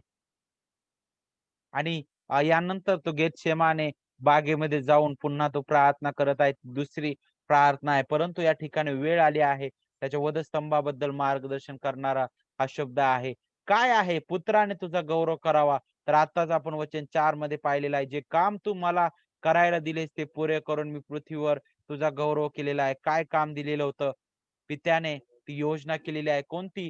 तारणाची. आणि त्या तारणाच्या योजनेचा नायक, त्या तारणाची योजना पूर्ण करणारा ख्रिस्त आहे. तो महान मध्यस्थ आहे. का बरं त्या तारणाची योजना इतकी महत्वाची आहे? कारण सर्व मानवजात भ्रष्ट आहे, देवापासून दुरावलेले आहे, पापी आहे. इफिसकारास पत्र शिकवतं की मेलेले आहे त्यांच्या अपराध आणि पातकामध्ये. अशा भ्रष्ट आणि भयंकर अशा लोकांमधून त्याच्या पुत्राकरिता, निवडलेल्या लोकांकरिता त्या वधस्तंभावर बलिदान होण्याची वेळ आलेली आहे. आणि त्या ख्रिस्ताचं वधस्तंभावरील जाणं, त्या वधस्तंभावर त्याचं खिळलं जाणं, ते देवाचं गौरव प्रगट करणार होतं. आणि म्हणून पुढे काय सांगितलेलं आहे? पुत्राने तुझा गौरव करावा म्हणून. आता पुत्राने तुझा गौरव करावा म्हणून याबद्दल तुम्हाला मी अगोदरही सांगितलंय, परंतु या ठिकाणी पुन्हा मी वारंवार या गोष्टी का सांगत आहे? त्याचं कारण हेच आहे की ख्रिस्ताचं पूर्ण जीवन जे आहे त्याबद्दल हा शब्द हा प्रयोग आपल्याला मार्गदर्शन करतो. पुत्राने तुझा गौरव करावा. त्याने ऑलरेडी त्याचं गौरव जे आहे ते प्रगट केलेलं आहे. आपण पाहतो की ख्रिस्ताच्या जीवनाद्वारे, त्याच्या संभाषणाद्वारे, त्याच्या सेवा कार्याद्वारे, त्याने केलेल्या चमत्काराद्वारे आणि आता त्याच्या दुःख सहनाद्वारे, जे आता लवकरच तो सहन करणार होता, त्याचं वधस्तंभावरील बलिदान, प्रायश्चित्तात्मक ते बलिदान याद्वारे आपल्याला पाहायला भेटतं की ख्रिस्त जो आहे तो पित्याचं गौरव करत आहे. कशा प्रकारे पित्याचं गौरव त्याद्वारे होतं? कारण पित्याने तो समय नियुक्त केलेला आहे. पित्याने जे नियुक्त केलेलं आहे त्याच प्रकारे पुत्र कार्य करत आहे आणि तेच त्याचं कार्य करणं पित्याचं गौरव प्रगट करणार आहे. त्याबद्दल आपण इथे शिकतो. आणि पुढे काय सांगितलं? म्हणून तू आपल्या पुत्राचा गौरव कर. आता पुत्राने तुझा गौरव करावा म्हणून तो आपल्या पुत्राचा गौरव कर. बरं, आता इथं कोणत्या अर्थाने गौरव हा शब्द वापरण्यात आलेला आहे? इथं सुरुवातीला गौरव हा जो शब्द वापरलेला आहे तो विशेष करून ख्रिस्ताच्या वधस्तंभाबद्दल मार्गदर्शन करतो. तर इथं पुत्राचा गौरव कर हा दुसऱ्यांदा जो गौरव हा शब्द वापरलेला आहे तो शब्द मात्र ख्रिस्ताचं वधस्तंभ, ख्रिस्ताचा मृत्यू, ख्रिस्ताचं महान वैभवाने पुनरुत्थान आणि ख्रिस्ताचं स्वर्गरोहण आणि ख्रिस्ताचं पित्याच्या उजवीकडे बसणं, सर्व अधिकार ख्रिस्ताला महान तारणारा एकमेव मध्यस्थ, महायाजक म्हणून आणि सर्व श्रेष्ठ प्रभू म्हणून आणि सर्व नावाहून श्रेष्ठ नाव त्याला मिळणं, त्या गौरवाबद्दल इथं मार्गदर्शन करत आहे. हे दोन गौरव वेगवेगळ्या अर्थाने वापरण्यात आलेला आहे. पहिलं गौरव ख्रिस्ताचं वधस्तंभ, तर हे गौरव ख्रिस्ताचं महान वैभवाने उठणं, तो महान तारणारा म्हणून, विजयी ख्रिस्त म्हणून त्याचं पुनरुत्थान, त्याचं स्वर्गरोहण आणि त्याचा सर्वाधिकारी पण प्रगट करणारा आहे. त्यानंतर आपण वचन 2 कडे येत असताना, कारण जे तू त्याला दिले आहेत त्या सर्वांना त्याने सार्वकालिक जीवन द्यावे. आणखी आता एक ही जी वचनं आहेत, पहिली 5 वचनं, ते अगदी एकमेकांना उलगडणारे वचनं आहेत. ज्यावेळेस तुम्ही बारकाईने या वचनांकडे पाहाल तर ते एकमेकांना उलगडत आहेत. आता तू आपल्या पुत्राचा गौरव कर. तर मग पुत्राचा गौरव कोणत्या अर्थाने आहे? एक तर त्याचं पुनरुत्थान आणि दुसरी गोष्ट म्हणजे पित्याने त्याच्या जीवनासाठी दिलेली त्याची निवडलेली प्रजा, ते त्याद्वारे पुत्राचं गौरव होत आहे. आणि आणखी पुढे, कारण जे तू त्याला दिले आहेत त्या सर्वांना त्याने सार्वकालिक जीवन द्यावे म्हणून तू मनुष्य मात्रावर त्याला अधिकार दिलेला आहे. काय आहे पुत्राचं गौरव? हा अधिकार इथं आपल्याला दाखवत आहे. हे वचन 1 चा शेवटचा भाग वचन 2 अगदी स्पष्ट करत आहे. इथं काय सांगितले? कारण जे तू त्याला दिले आहेत. कुणी दिले? पित्याने दिले. कोण दिलं? या पापी भ्रष्ट नाश होणाऱ्या त्या पिढीमधून काहींना त्याने त्याच्या पुत्राकरिता निवडलेला आहे. हे कधी झालेलं आहे? हे जगाच्या स्थापनेपूर्वी झालेला आहे. याचा महान मध्यस्थ कोण आहे? ख्रिस्त आहे. ख्रिस्ताठाईच ती निवड आहे. यामध्ये कोण कार्यरत आहे? त्रैकत्व कार्यरत आहे. हे कशा प्रकारे देवाने अंमलात आणलं, ती तारणाची योजना देवाने जी सुरुवातीलाच आखलेली आहे, जगाच्या स्थापनेपूर्वी आखलेली आहे, त्या तारणाच्या योजनेचं कार्य, त्या तारणाची योजनेचं कार्य पूर्ण त्रैकत्व करत आहे. देव जो पिता, देव जो पुत्र, देव जो पवित्र आत्मा, हे त्रैकत्व आपल्याला त्या तारणाच्या कार्यामध्ये कार्यरत म्हणून दिसत आहे. त्यामध्ये पिता योजना करणारा आहे, पुत्र ती योजना जी आहे ती कार्यान्वित करणारा आहे, तर पवित्र आत्मा त्या योजनेचं लागूकरण करत आहे सुवार्तेच्या त्या पाचारणाद्वारे. त्याच्या सामर्थ्याने तो तारण देत आहे. तर मग इथं वचन 2 कडे आपण येत असताना, कारण जे तू त्याला दिले आहे त्या सर्वांना त्याने सार्वकालिक जीवन द्यावे. आता जे हा शब्द आणि सर्व हा शब्द निवडलेल्या गटाबद्दल बोलत आहे. सर्व म्हणजे सर्वच मानवजात नाही. सार्वकालिक जीवन सर्वांना मिळणार आहे. सर्वसाधारणपणे देवाने तो महान निर्माणकर्त्या नात्याने सर्वसाधारणपणे सर्व लोकांना, सर्वांना जीवन त्याने त्याच्यापासूनच आहे. परंतु सार्वकालिक जीवन केवळ निवडलेल्यांनाच मिळणार आहे. ते केवळ देवाच्या कृपेचं कार्य आहे. ते केवळ ख्रिस्ताद्वारे आहे. ते केवळ विश्वासाने आहे. तो विश्वास केवळ ख्रिस्तावर आणि ते केवळ देवाच्या गौरवाकरिता आहे. हे आपल्याला अगदी समजणं गरजेचं आहे. आणि पुढं काय सांगितलं, त्या सर्वांना सार्वकालिक जीवन द्यावे म्हणून तो मनुष्य मात्रावर त्याला अधिकार दिलेला आहे. मनुष्य मात्रावर त्याला अधिकार देणं हा शब्द काय दाखवत आहे? हे वचन ख्रिस्ताचं सर्व सामर्थ्य तारणारा म्हणून मार्गदर्शन करणारा हा शब्द, हे वचन आहे की तो महान तारणारा आहे, तो पुरेसा तारणारा आहे, तो सामर्थ्य तारणारा आहे. याबद्दल वचन 2 अगदी स्पष्ट करणारा आहे. तो सर्वस्वी आपल्या तारणाकरिता, देवासोबतचा समेट घडवून आणण्याकरिता तो एकमेव सामर्थ्य तारणारा आहे. त्याने त्याच्या रक्ताने सार्वकालिक करार जो आहे तो स्थापलेला आहे. आणि आपल्याला पाहायला भेटते की त्याच्याद्वारे सुवार्तेच्या पाचारणाने, पवित्र आत्म्याच्या सामर्थ्याने त्याच्या निवडलेल्या लोकांना तो ते तारण देतो. आणि त्या तारणाद्वारे मिळणारा आशीर्वाद काय आहे? त्या देवासोबतचा समेट, सार्वकालिक जीवनाचा उपभोग आणि त्याचा तो आनंद, हा एक महान आशीर्वाद आहे. आणि ख्रिस्ताच्या सामर्थ्याने आहे. आणि ख्रिस्ताचा सर्वाधिकारी पण तो महान तारणारा, महान मध्यस्थ म्हणून अति उच्च अधिकारी आहे. त्याबद्दल वचन 2 मार्गदर्शन करतं. आणि वचन 2 ला अधिक स्पष्ट करणारं वचन 3 आहे. आता वचन 2 मध्ये सांगितले की त्या सर्वांना त्याने सार्वकालिक जीवन द्यावे. तर वचन 3 स्पष्ट करत आहे की सार्वकालिक जीवन म्हणजे काय आहे. आपण पाहिलं वचन 1 जे आहे त्याचा काही भाग जो आहे तो वचन 4 स्पष्ट करत आहे. वचन 2 मध्ये येत असताना वचन 2 मध्ये जे सांगितलेलं आहे की मनुष्य मात्रावर त्याला अधिकार दिलेला आहे. कशाबद्दल? तो महान सामर्थ्य तारणारा म्हणून, तो नक्कीच महान निर्माण करता म्हणून तो सर्वाधिकारी आहे. परंतु महान तारणारा म्हणून तो त्याच्या प्रजेचा प्रभू कोनशिला आहे, त्याच्या मंडळीचा तो मुख्य आहे, तो मध्यस्थ आहे, तो अति उच्च देव आहे. आणि वचन 2 मध्ये सार्वकालिक जीवन याला स्पष्ट करणारा जो शब्द आहे तो म्हणजे इथं स्पष्ट केलंय बघा वचन 3 मध्ये. सार्वकालिक जीवन हेच आहे की काय आहे? हेच आहे. काय बरं सार्वकालिक जीवनाचा मार्ग दाखवता येतो? ते काय आहे? तू जो एकच खरा देव, तू जो एकच खरा देव. का बरं ख्रिस्त असं म्हणत आहे? कारण खोटे सुद्धा देव आहेत, जे देवच नाहीत परंतु ज्यांना देवाचा दर्जा देण्यात आलेला आहे असं सुद्धा आहे. का बरं? त्याचं कारण हेच आहे की मनुष्य भ्रष्ट आहे आणि तो त्या निर्माणकर्त्याऐवजी निर्मितीकडे फार आकर्षित होतो. त्या निर्माणकर्त्याऐवजी तो निर्मितीमध्ये देवाला शोधण्याचा प्रयत्न करतो. आणि म्हणून इथं ज्यावेळेस एकच खरा देव हा शब्द वापरण्यात आलेला आहे, तर तो एकमेव आहे, तो जिवंत देव आहे, त्याला सोडून दुसरा देवच नाही, हे अगदी स्पष्ट करणारा हा शब्द आहे. तू जो एकच खरा देव. हे निर्मितीद्वारे नाही किंवा स्वाभाविक वृत्तीने देखील नाही.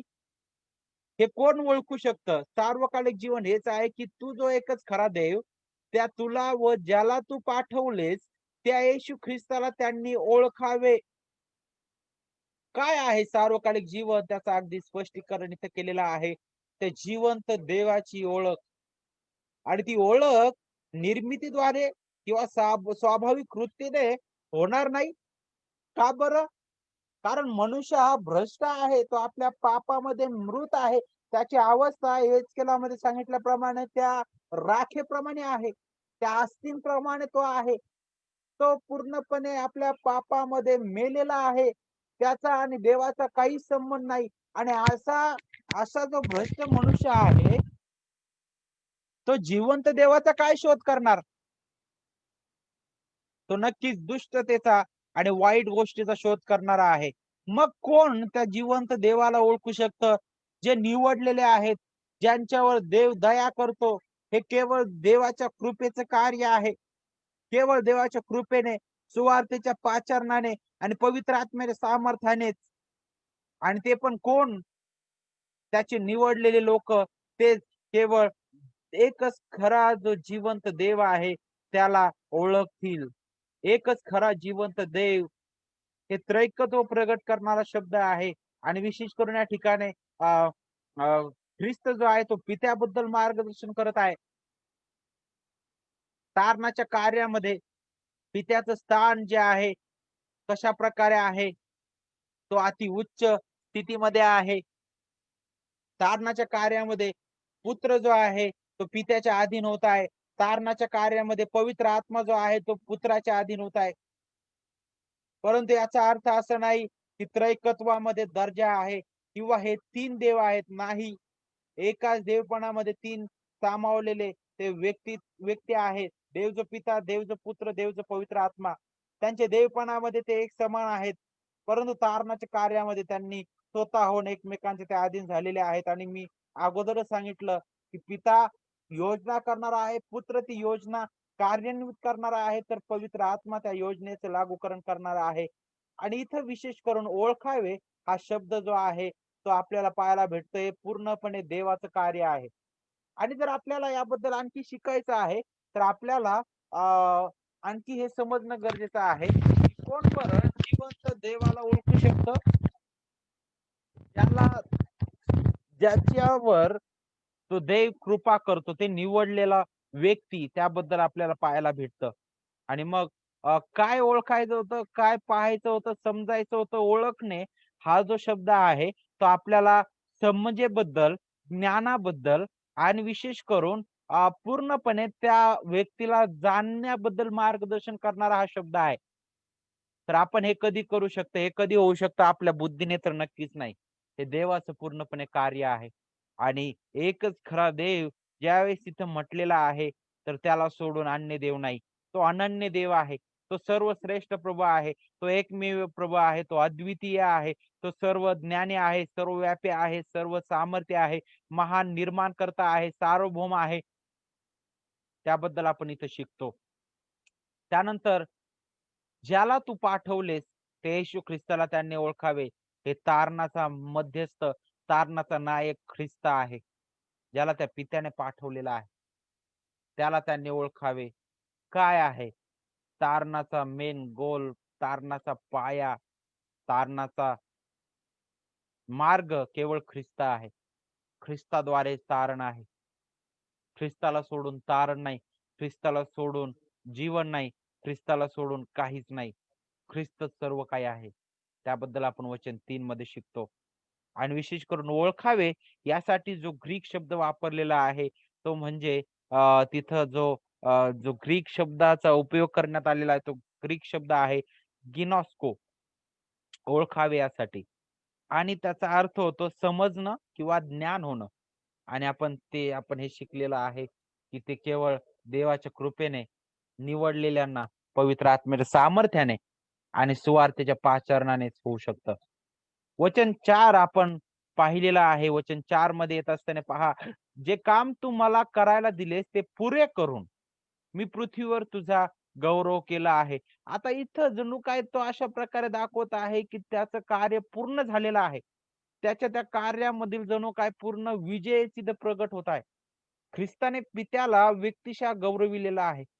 कारण आपण पाहतो इब्री लोकास पत्र अगदी स्पष्ट करतं, कलसेकरास पत्र आपल्याला स्पष्ट करतं, नवीन काळ आपल्याला वारंवार हे स्पष्ट करतं की देवाला कोणी कधीच पाहिलेलं नाही, परंतु जो त्याच्या उराशी असतो तो एकुलता एक ख्रिस्त त्याने त्याला प्रगट केलं. योहान 1:1 आपल्याला अगदी स्पष्ट करतं, तो देवाचा होता, तो देव होता. आणि 1 आणि 14 योहान 1 आणि 14 सांगतं की तो शब्द देही झाला, त्याने आम्हामध्ये वस्ती केली, आम्ही त्याचं गौरव पाहिलं, जे गौरव पित्यापासून आलेल्या एकुलत्या एकाचे असावे, असे अनुग्रहाने भरलेले होते. ख्रिस्ताने पूर्णपणे पित्याला प्रगट केलेला आहे, पित्याचं गौरव प्रगट केलेला आहे. ख्रिस्त पूर्णपणे पित्याच्या अधीन होता आणि त्या अधीन राहून त्याने पित्याने तारणाची जी योजना केलेली आहे ती पूर्णत्वास नेलेली आहे. आणि विशेष करून हे जणू काय तो अशा प्रकारे दाखवत आहे की जणू काय त्याने तारणाचं कार्य पूर्ण केलेलं आहे. नक्कीच तो आता काही तासामध्ये त्या वधस्तंभावर जाणार होता, परंतु हे वचन ख्रिस्ताचा विजय अगोदरच घोषित करत आहे. तो विजयी ख्रिस्त आहे. काय काम होतं ते अगदी स्पष्ट करत आहे. वचन 5 काय सांगितलं, तर आता हे माझ्या पित्या, जग होण्यापूर्वी जो माझा गौरव तुझ्याजवळ होता त्याचे योग्य तू आपणाजवळ माझा गौरव कर.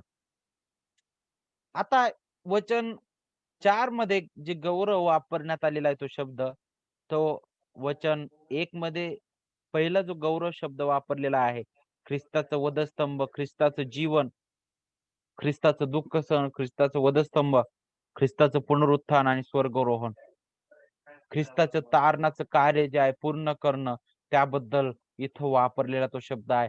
ते पूर्णपणे देवाचं गौरव, पित्याचं गौरव प्रगट करणार होतं. तर आता ज्यावेळेस वचन 5 मध्ये आपण पाहतो की ख्रिस्त पित्याकडे विनंती करत आहे, प्रार्थना करत आहे की जग होण्यापूर्वी जो माझा गौरव तुझ्याजवळ होता. काय बोलत आहे? इथं पुन्हा तो पित्या म्हणून हाक मारत आहे. पुन्हा तो प्रार्थना करत आहे इथं. वारंवार आपल्याला इथं पाहायला भेटतं की जग होण्यापूर्वी जो माझा गौरव, जग होण्यापूर्वी हा शब्द काय शिकवत आहे? माझा गौरव. हे आपल्याला ख्रिस्ताचं सार्वकालिकपण शिकायला भेटतं. ख्रिस्ताचं दैवत्व प्रगट करणारं हे वचन आहे. नक्कीच कुमारिकेच्या द्वारे जन्म होणं तेव्हापासून त्याच्या देहधारणेची ती सुरुवात आहे.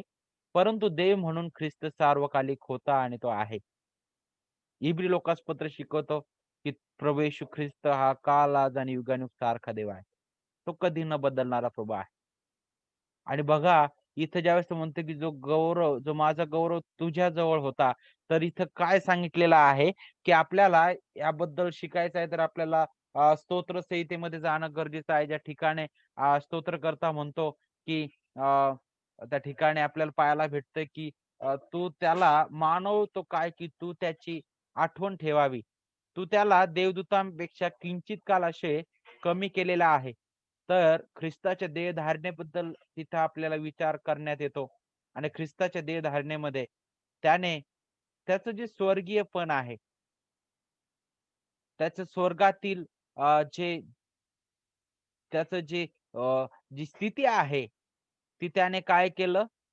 ती त्याने ते लाभ आहे म्हणून त्याने घेतली नाही, तर तो तारणाच्या कार्याकरिता, त्याच्या प्रजेकरिता तो देहधारी झाला.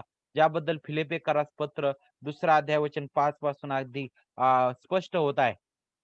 त्याचं देहधारणेबद्दल आपण पाहतो आणि किंचित काल कमी होणं म्हणजे तो मानव, परिपूर्ण मानव या नात्याने त्याला काही मर्यादा आल्या. परंतु देव म्हणून, परिपूर्ण देव आणि परिपूर्ण मानव म्हणून तो नक्कीच त्या भूतलावर तो जगलेला आहे.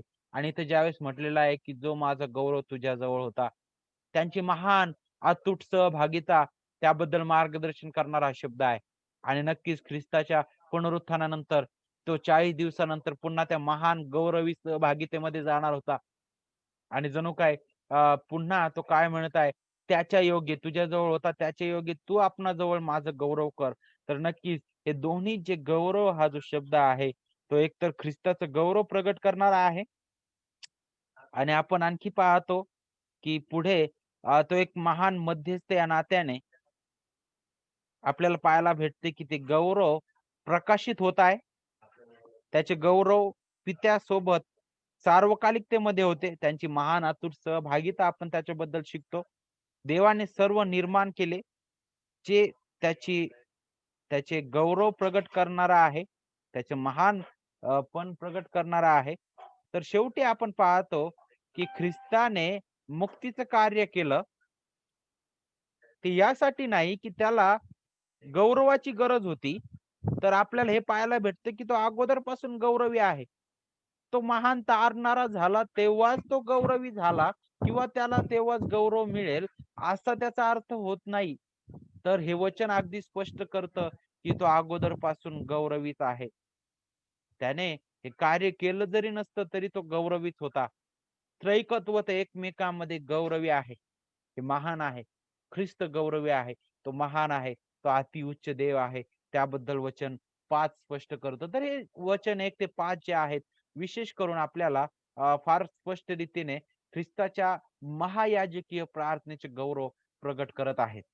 त्यानंतर आता दुसरा जो भाग आहे तो आता स्वतःबद्दल आणि स्वतःच्या कार्याबद्दल प्रार्थना करत असताना आता दुसऱ्या भागाकडे येत असताना आता दुसऱ्या विषयाला सुरुवात होत आहे आणि ती म्हणजे त्याच्या शिष्यांकरिता तो प्रार्थना करत आहे. त्याच्या शिष्यांकरिता प्रार्थना करत असताना विशेष करून या 3 वचनामध्ये 3 भाग आपण पाहतो ते म्हणजे तो त्याच्या शिष्यांच्या निवडीची त्या महान निवडीबद्दल आठवण करत आहे. वचन 6 मध्ये, वचन 7 मध्ये त्या शिष्यांना मिळणारी जी समज आहे त्याबद्दल तो प्रार्थना करत आहे आणि वचन 8 मध्ये विशेष करून शिष्य करत असलेले जे अनुकरण आहे आणि ख्रिस्ताबद्दलची जी खात्री त्यांना व्हावी किंवा झालेली आहे त्याबद्दल तो वचन 8 मध्ये मार्गदर्शन करत आहे. वचन 6 कडे आपण जाऊया. जे लोक तुम्हाला जगातून दिलेस त्यांना मी तुझे नाव प्रगट केले. आता याचा अर्थ काय आहे नेमकं? जे लोक, कोणते लोक? विशिष्ट गटाबद्दल इथं बोललं जात आहे आणि विशेष करून त्यातल्या त्यात निवडलेल्या लोकांबद्दल, परंतु नक्कीच तो इथं शिष्यांबद्दल विचार करत आहे. त्या 11 शिष्यांबद्दल विचार करत आहे. ते शिष्य जे आहेत ते कुणी दिलेले आहे? देवपित्याने पुत्राला दिलेली जणू काय ती भेट आहे. मॅथ्यू हेनरी या वचनाला अशा प्रकारे घेतात. ते म्हणतात की शिष्य पहिल्या भागामध्ये वचन 6 ज्यावेळेस ते एक्सपोज करतात त्यावेळेस ते अशा प्रकारे म्हणतात की शिष्य जे आहे ते पित्याने पुत्राला दिलेली भेट आहे. आणि जणू काय जसं मेंढपाळाला मेंढरं दिली जातात, ज्या प्रकारे डॉक्टरांसाठी पेशंट, ज्या प्रकारे आणखी ते म्हणतात की शिक्षकांसाठी विद्यार्थी, त्या प्रकारे जणू काय ख्रिस्तासाठी ते शिष्य ख्रिस्ताला देण्यात आलेले आहे. अशा प्रकारे सेन्स दाखवणारा हा शब्द आहे. जे लोक तुम्हाला जगातून दिले आहेत. हे शिष्य कुठून दिलेले आहेत? जगातून. हे जग हा शब्द कुणाबद्दल वापरलेला आहे? तो एकतर सर्व मानव जातीबद्दल आणि दुसरी गोष्ट विशेष करून इथं यहुदी इस्रायल लोकांमधून या 11 जणांना निवडण्यात आलेलं होतं. त्यांची निवड कधी झालेली आहे? वचन इथं स्पष्ट करत आहे, ते तुझे होते. आणि त्याबद्दल आपण पुढे शिकणारच आहोत. तर इथं आपण पाहत असताना तुझे नाव तू मला दिलेस म्हणे आणि त्यांना मी तुझे नाव प्रगट केलेलं आहे. मी तुझे नाव प्रगट केले. या वचनापासून आपल्याला पाहायला भेटतं की आता ख्रिस्त जो आहे तो शिष्यांकरिता प्रार्थना करत आहे. ज्या प्रेमाने काहीच क्षणामध्ये तो त्याच्या निवडलेल्या प्रजेकरिता दुःख सहन करणार होता. त्या वधस्तंभावरील मरण तो सोसणार होता. त्याच प्रेमाने तो येथे त्याच्या शिष्यांकरिता पित्याकडे प्रार्थना करत आहे. त्यांच्या तारणाकरिता तो विनवणी करत आहे. त्याच्या वतीने तो या ठिकाणी बोलत आहे. आणि पहिल्याने विशेष करून आपण पाहतो की हा जो विषय किंवा हा जो भाग आहे तो आपल्याला पाहायला भेटतं की तो देवासमोर सादर करीत आहे. तो कशाबद्दल? की त्यांनी त्या सिद्धांताला किंवा ज्या तत्वाला कवटाळून धरलेला आहे, ज्याद्वारे मनुष्य खऱ्या रीतीने देवाचं लेकरू होऊ शकतो, तो ख्रिस्त त्यामध्ये ते अधिक घडून जावं, त्यामध्ये त्या ज्ञानामध्ये त्यांची अधिक वाढ व्हावी, त्याकरिता तो प्रार्थना करत आहे. त्यासोबतच इथं ज्यावेळेस सांगितलं की मी तुझे नाव त्यांना प्रगट करेल, इथं नाव हा जो शब्द आहे त्याच्यासाठी मूळ जो ग्रीक शब्द वापरण्यात आलेला आहे तो आहे ओनोमा. आणि त्याचा सर्वसाधारणपणे जो अर्थ होतो तो म्हणजे नाव, अधिकार, जिवंत शब्द, गुण, वैशिष्ट्य, पूर्ण व्यक्तित्व. मूळ भाषेमध्ये नाव यासाठी पूर्ण व्यक्तित्व, अधिकार, जिवंत शब्द हा दाखवणारा शब्द आहे. जसं आपण पाहतो एखाद्या व्यक्तीचं जर नाव आपल्या नजरेसमोर आलं तर पूर्ण त्याचं चरित्र आपल्या समोर उभं राहतं की तो व्यक्ती कसा आहे. जर तुम्ही यहूदाविषयी विचार केला तर यहूदाचं अगदी व्यक्तित्व तुमच्या समोर उभं राहील. ते म्हणजे काय? तो ख्रिस्ताला धरून देणारा होता. तो फसवेगिरी करणारा होता. पेत्राचं नाव तुमच्या समोर आलं तर तो एकेकाळी ख्रिस्ताला नाकारणारा होता, तर तो नंतर ख्रिस्ताचं गौरवी करणारा, ख्रिस्ताच्या साठी अ, त्या सुवार्तेकरिता रक्तसाक्षी झालेला तो आहे. तर अशा प्रकारे ज्यावेळेस आपण नाव या शब्दाबद्दल विचार करतो तर यासाठी योहान 15वा अध्याय वचन 21 मध्ये सुद्धा नाव हा जो शब्द आहे तो ख्रिस्ताचं व्यक्तित्व दाखवत आहे. मत्ते 10:22 मध्ये सुद्धा ख्रिस्ताचं व्यक्तित्व दाखवणारा तो शब्द आहे. रोमकरास पत्र 2रा अध्याय वचन 24 मध्ये देवाच्या नावाची निंदा म्हणजे देवाच्या व्यक्तित्वाबद्दल आणि देवावर आक्षेप किंवा त्याची निंदा होईल त्याबद्दल तो शब्द वापरलेला आहे. पहिली तिमोथी 6वा अध्याय वचन 1 मध्ये सुद्धा नाव हा शब्द जो आहे तो व्यक्तित्वाबद्दल वापरलेला आहे. मग इथं नेमकं काय आहे? मी तुझे नाव प्रगट केलेलं आहे. ख्रिस्ताने पित्याचे नियम, त्याची इच्छा, त्याच्या कृपेची, दयेची योजना त्याने प्रगट केली.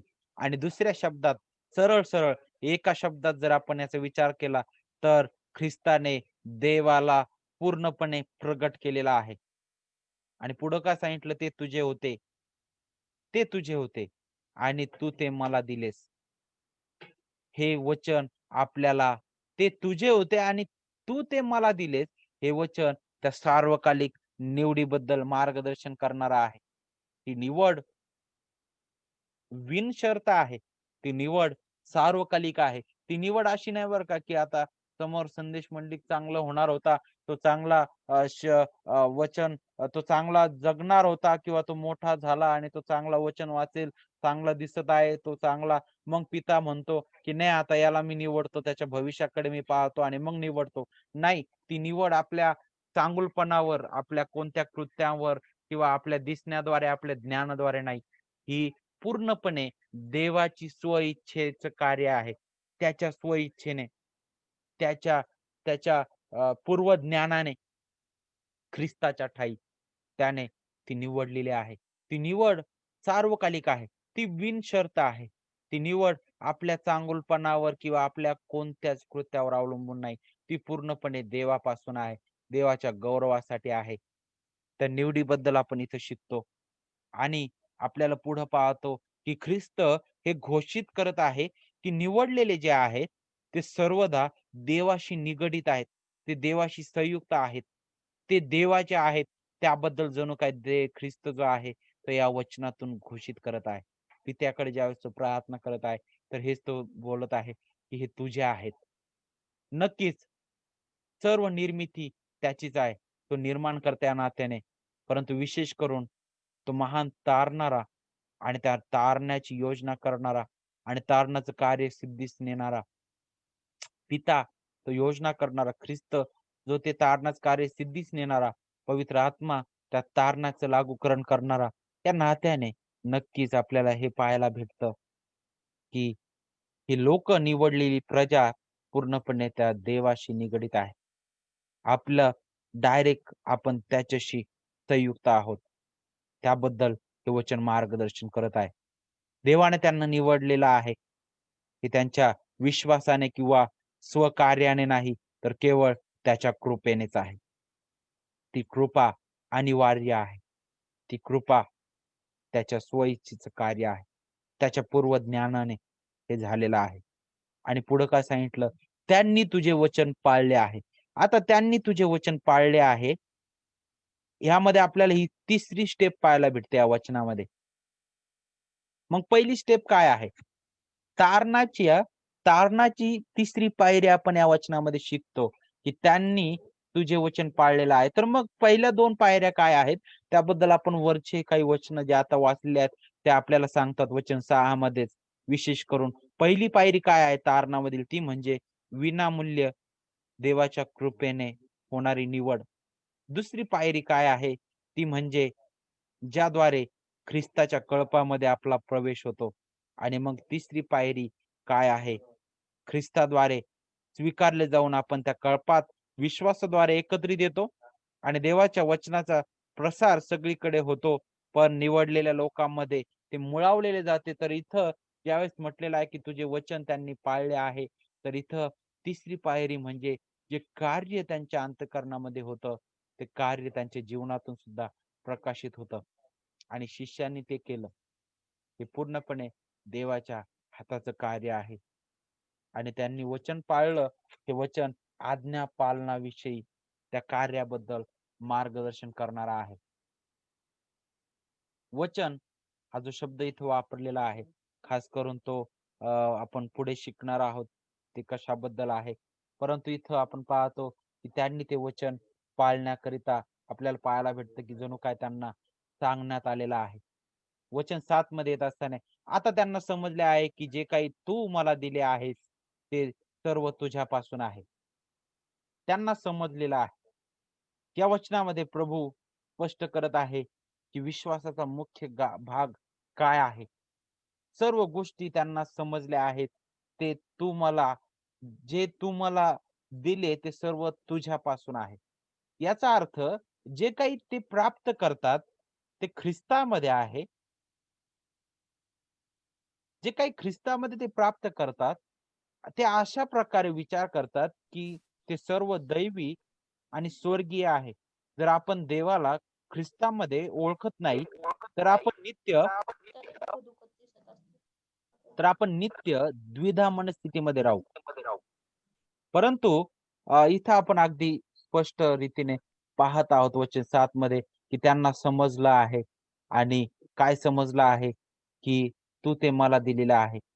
त्यांची निवड, त्यांच्या तारणाची खात्रीबद्दल आणि विशेष करून ख्रिस्त जो आहे तो स्वर्गीय भाकर आहे. ख्रिस्त जो आहे तो एकुलता एक, तो महान पुत्र आहे, तो महान मध्यस्थ आहे, तो महान तारणारा आहे, तो स्वर्गाचा मार्ग आहे. त्याबद्दल इथं मार्गदर्शन केलेलं आहे. आणि वचन 8 मध्ये येत असताना कारण जी वचने तुम्हाला दिलीस ती मी त्यांना दिली आहेत, ती त्यांनी स्वीकारली.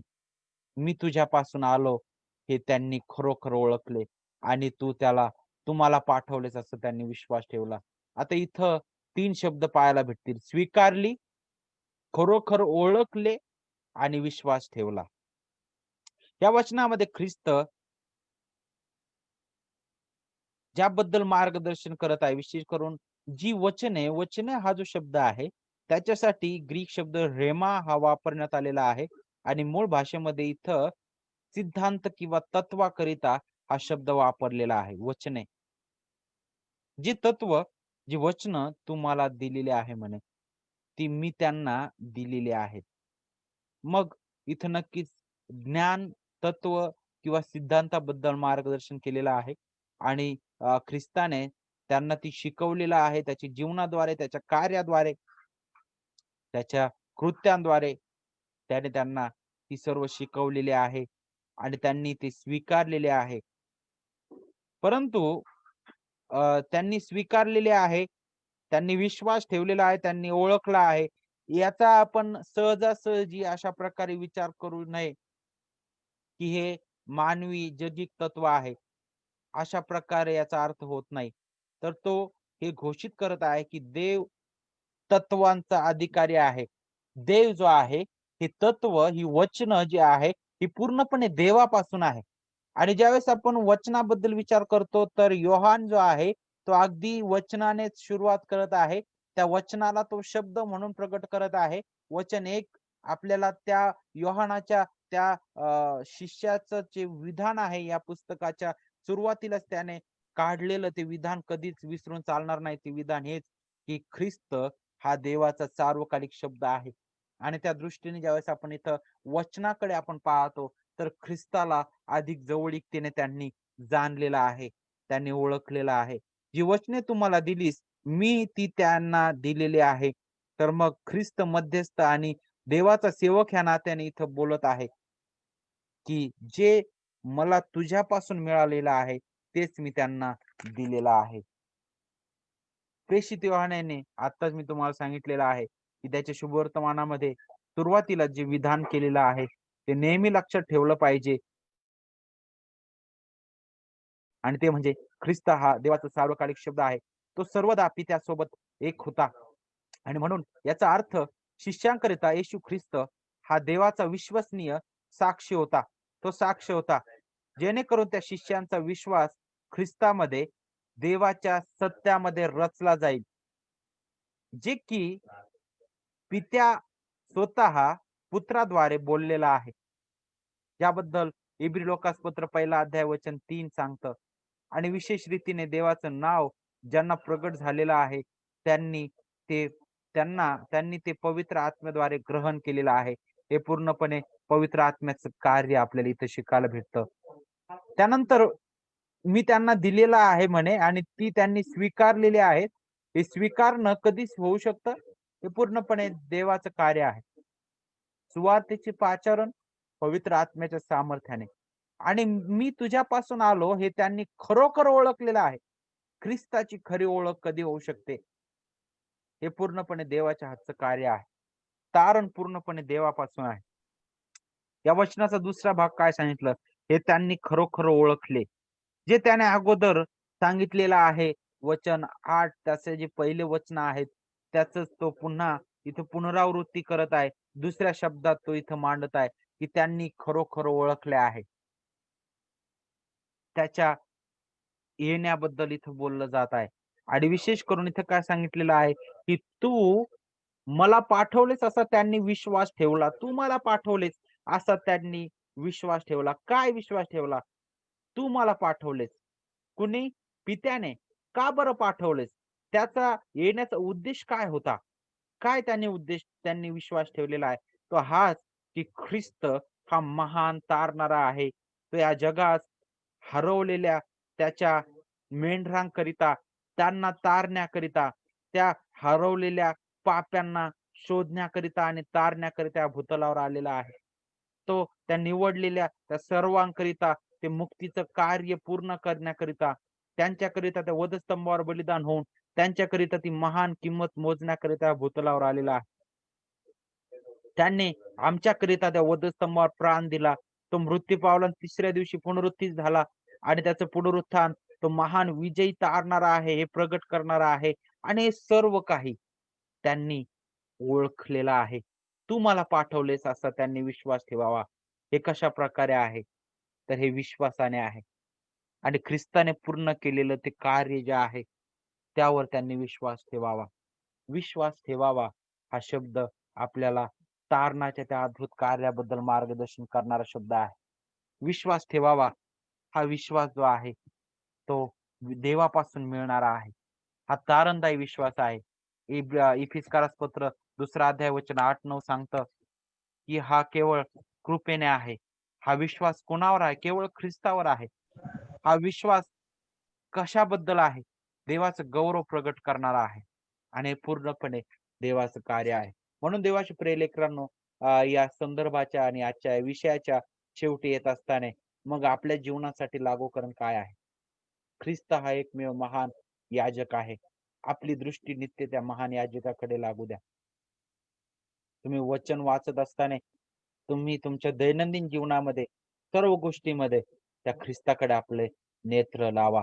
आणि ज्या प्रकारे पेत्र म्हणतो की ख्रिस्ताच्या कृपेत आणि ज्ञानात तुमची वाढ हो, त्याच प्रकारे मग आपल्या जीवनासाठी हेच लागू करणं आहे की नित्य ख्रिस्ताच्या कृपेत आणि ख्रिस्ताच्या ज्ञानात आपली वाढ हो.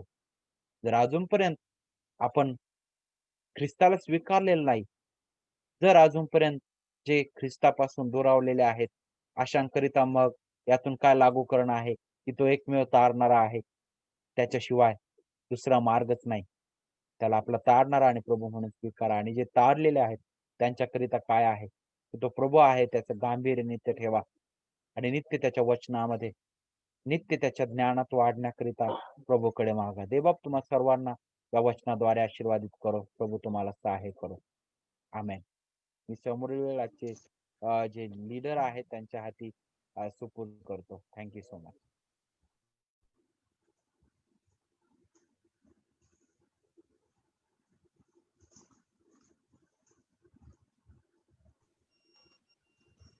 Thank you very much brother. सुंदरसं मार्गदर्शन केल्याबद्दल. प्रभू येशू ख्रिस्ताचं दैवत्व, त्याचं महायाजकपण तुम्ही आम्हाला सुंदरशा प्रकारे उलगडून सांगितलेलं आहे, त्याबद्दल तुमचे आभार. ही वेळ जी आहे प्रार्थनेची आहे आणि मंडळी या नात्याने आपण एक दुसऱ्यांसाठी प्रार्थना करणार आहोत. तर आपल्या काही विनंत्या असतील तर आपण कृपया सादर करू शकता. You can share your prayer request. या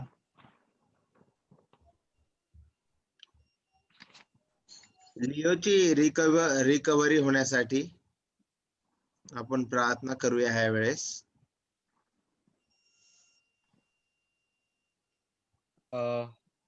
माझ्यासाठी प्रार्थनेमध्ये आठवण असू द्या. जे स्किन इन्फेक्शन झालेलं त्यासाठी, त्यासोबतच ममता आहे तिच्यासाठी पण प्रार्थना आठवण असू द्या. संपूर्ण आमच्या परिवाराकरिता प्रभूने दिलेली जी सेवा आहे ती विश्वास योग्यतेने पुढे घेऊन जावी याकरिता, आणि बायबल स्कूल करिता ज्याचं काम इथे सुरू आहे, इमॅन्युअल जे ऑलरेडी सेवक वर्ग आहे त्यांच्याकरिता कार्यरत आहे, त्याकरिता please. Yes.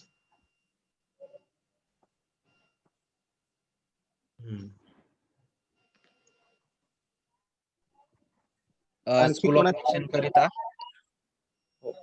Yes, school of सर्व क्लासेस करिता.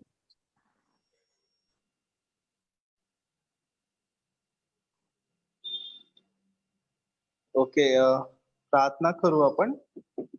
Jesus save mission, school of मिशनचं सेवा कार्य, त्याचप्रमाणे संदेश ब्रदरनी नेवासा फाटा या भागामध्ये ते सेवा करतात, आणि त्याचप्रमाणे माडी चिंचोरा इथे असलेली मंडळी आणि तिथली सेवा. त्याचप्रमाणे आपण लिओच्या रिकव्हरीसाठी प्रार्थना करणार आहोत. त्याचप्रमाणे मंडळीच्या आध्यात्मिक वाढीसाठी या सर्व गोष्टींना धरून आपण प्रार्थना करू. आपलं जीवन प्रभूच्या हाती समर्पित करू. मी विनंती करेल की गोफणे अंकल आहेत आपल्यामध्ये, प्रमोद अंकल, ते प्रार्थना करतील.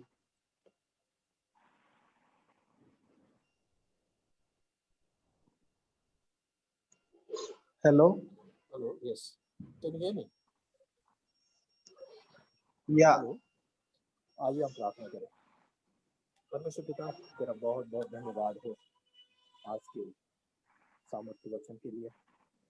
धन्यवाद करता हूँ परमेश्वर पिता, तेरी कृपा के द्वारा तेरे दास को तूने इस्तेमाल किया। विनती करता हूँ परमेश्वर पिता, उसके शारीरिक जो तकलीफ है उसके लिए स्पर्श कर, चंगाई दी, नया बल, नई सामर्थ्य दे। और परमेश्वर पिता, तेरे वचन का बीज जहाँ जहाँ ले जाता है परमेश्वर पिता, वहां पर बहुतायत से फल आए, ऐसी कृपा, ऐसी आशीष। धन्यवाद करता हूँ लियो के लिए परमेश्वर पिता, उसका ऑपरेशन सफल हुआ है, उसे फास्ट से रिकवरी के लिए हम सब एक मन एक मत होकर तेरे चरणों के पास विनती करते हैं, उसे जल्दी से चंगाई दे, ताकि परमेश्वर पिता पहले की तरह ताकत और तंदुरुस्ती के साथ हंसते खेलते दौड़ते कूदते तेरी महिमा करे। ऐसी स्कूल के लिए विनती करता हूँ परमेश्वर पिता, तमाम जो लोग हाथ बढ़ाकर मदद करते हैं उनको तो आशीष दे।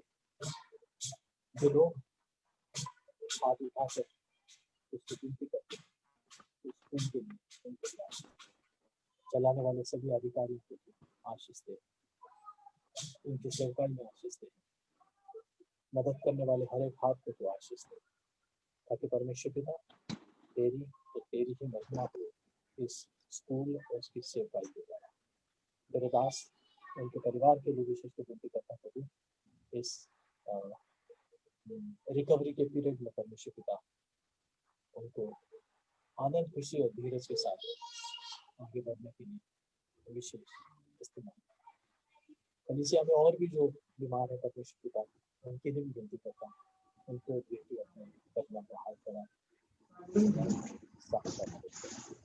हमारे जीवन के द्वारा तेरी ही महिमा हो।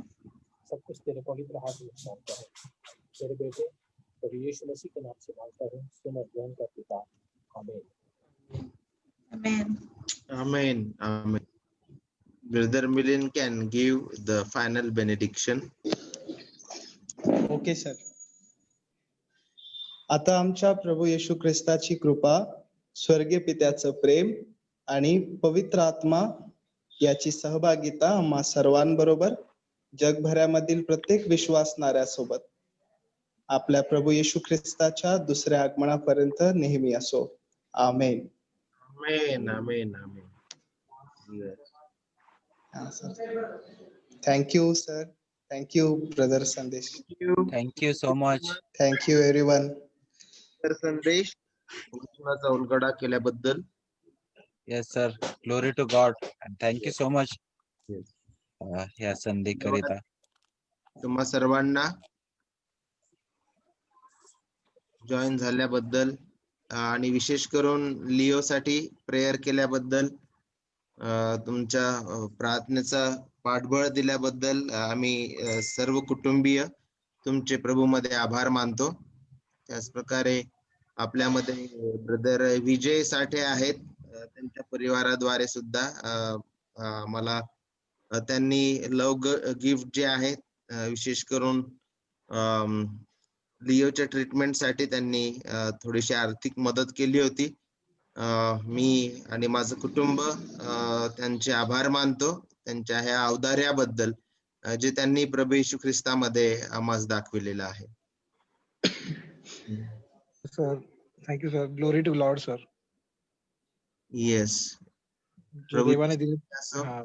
Yes yes. Thank you sir. How is Leo now?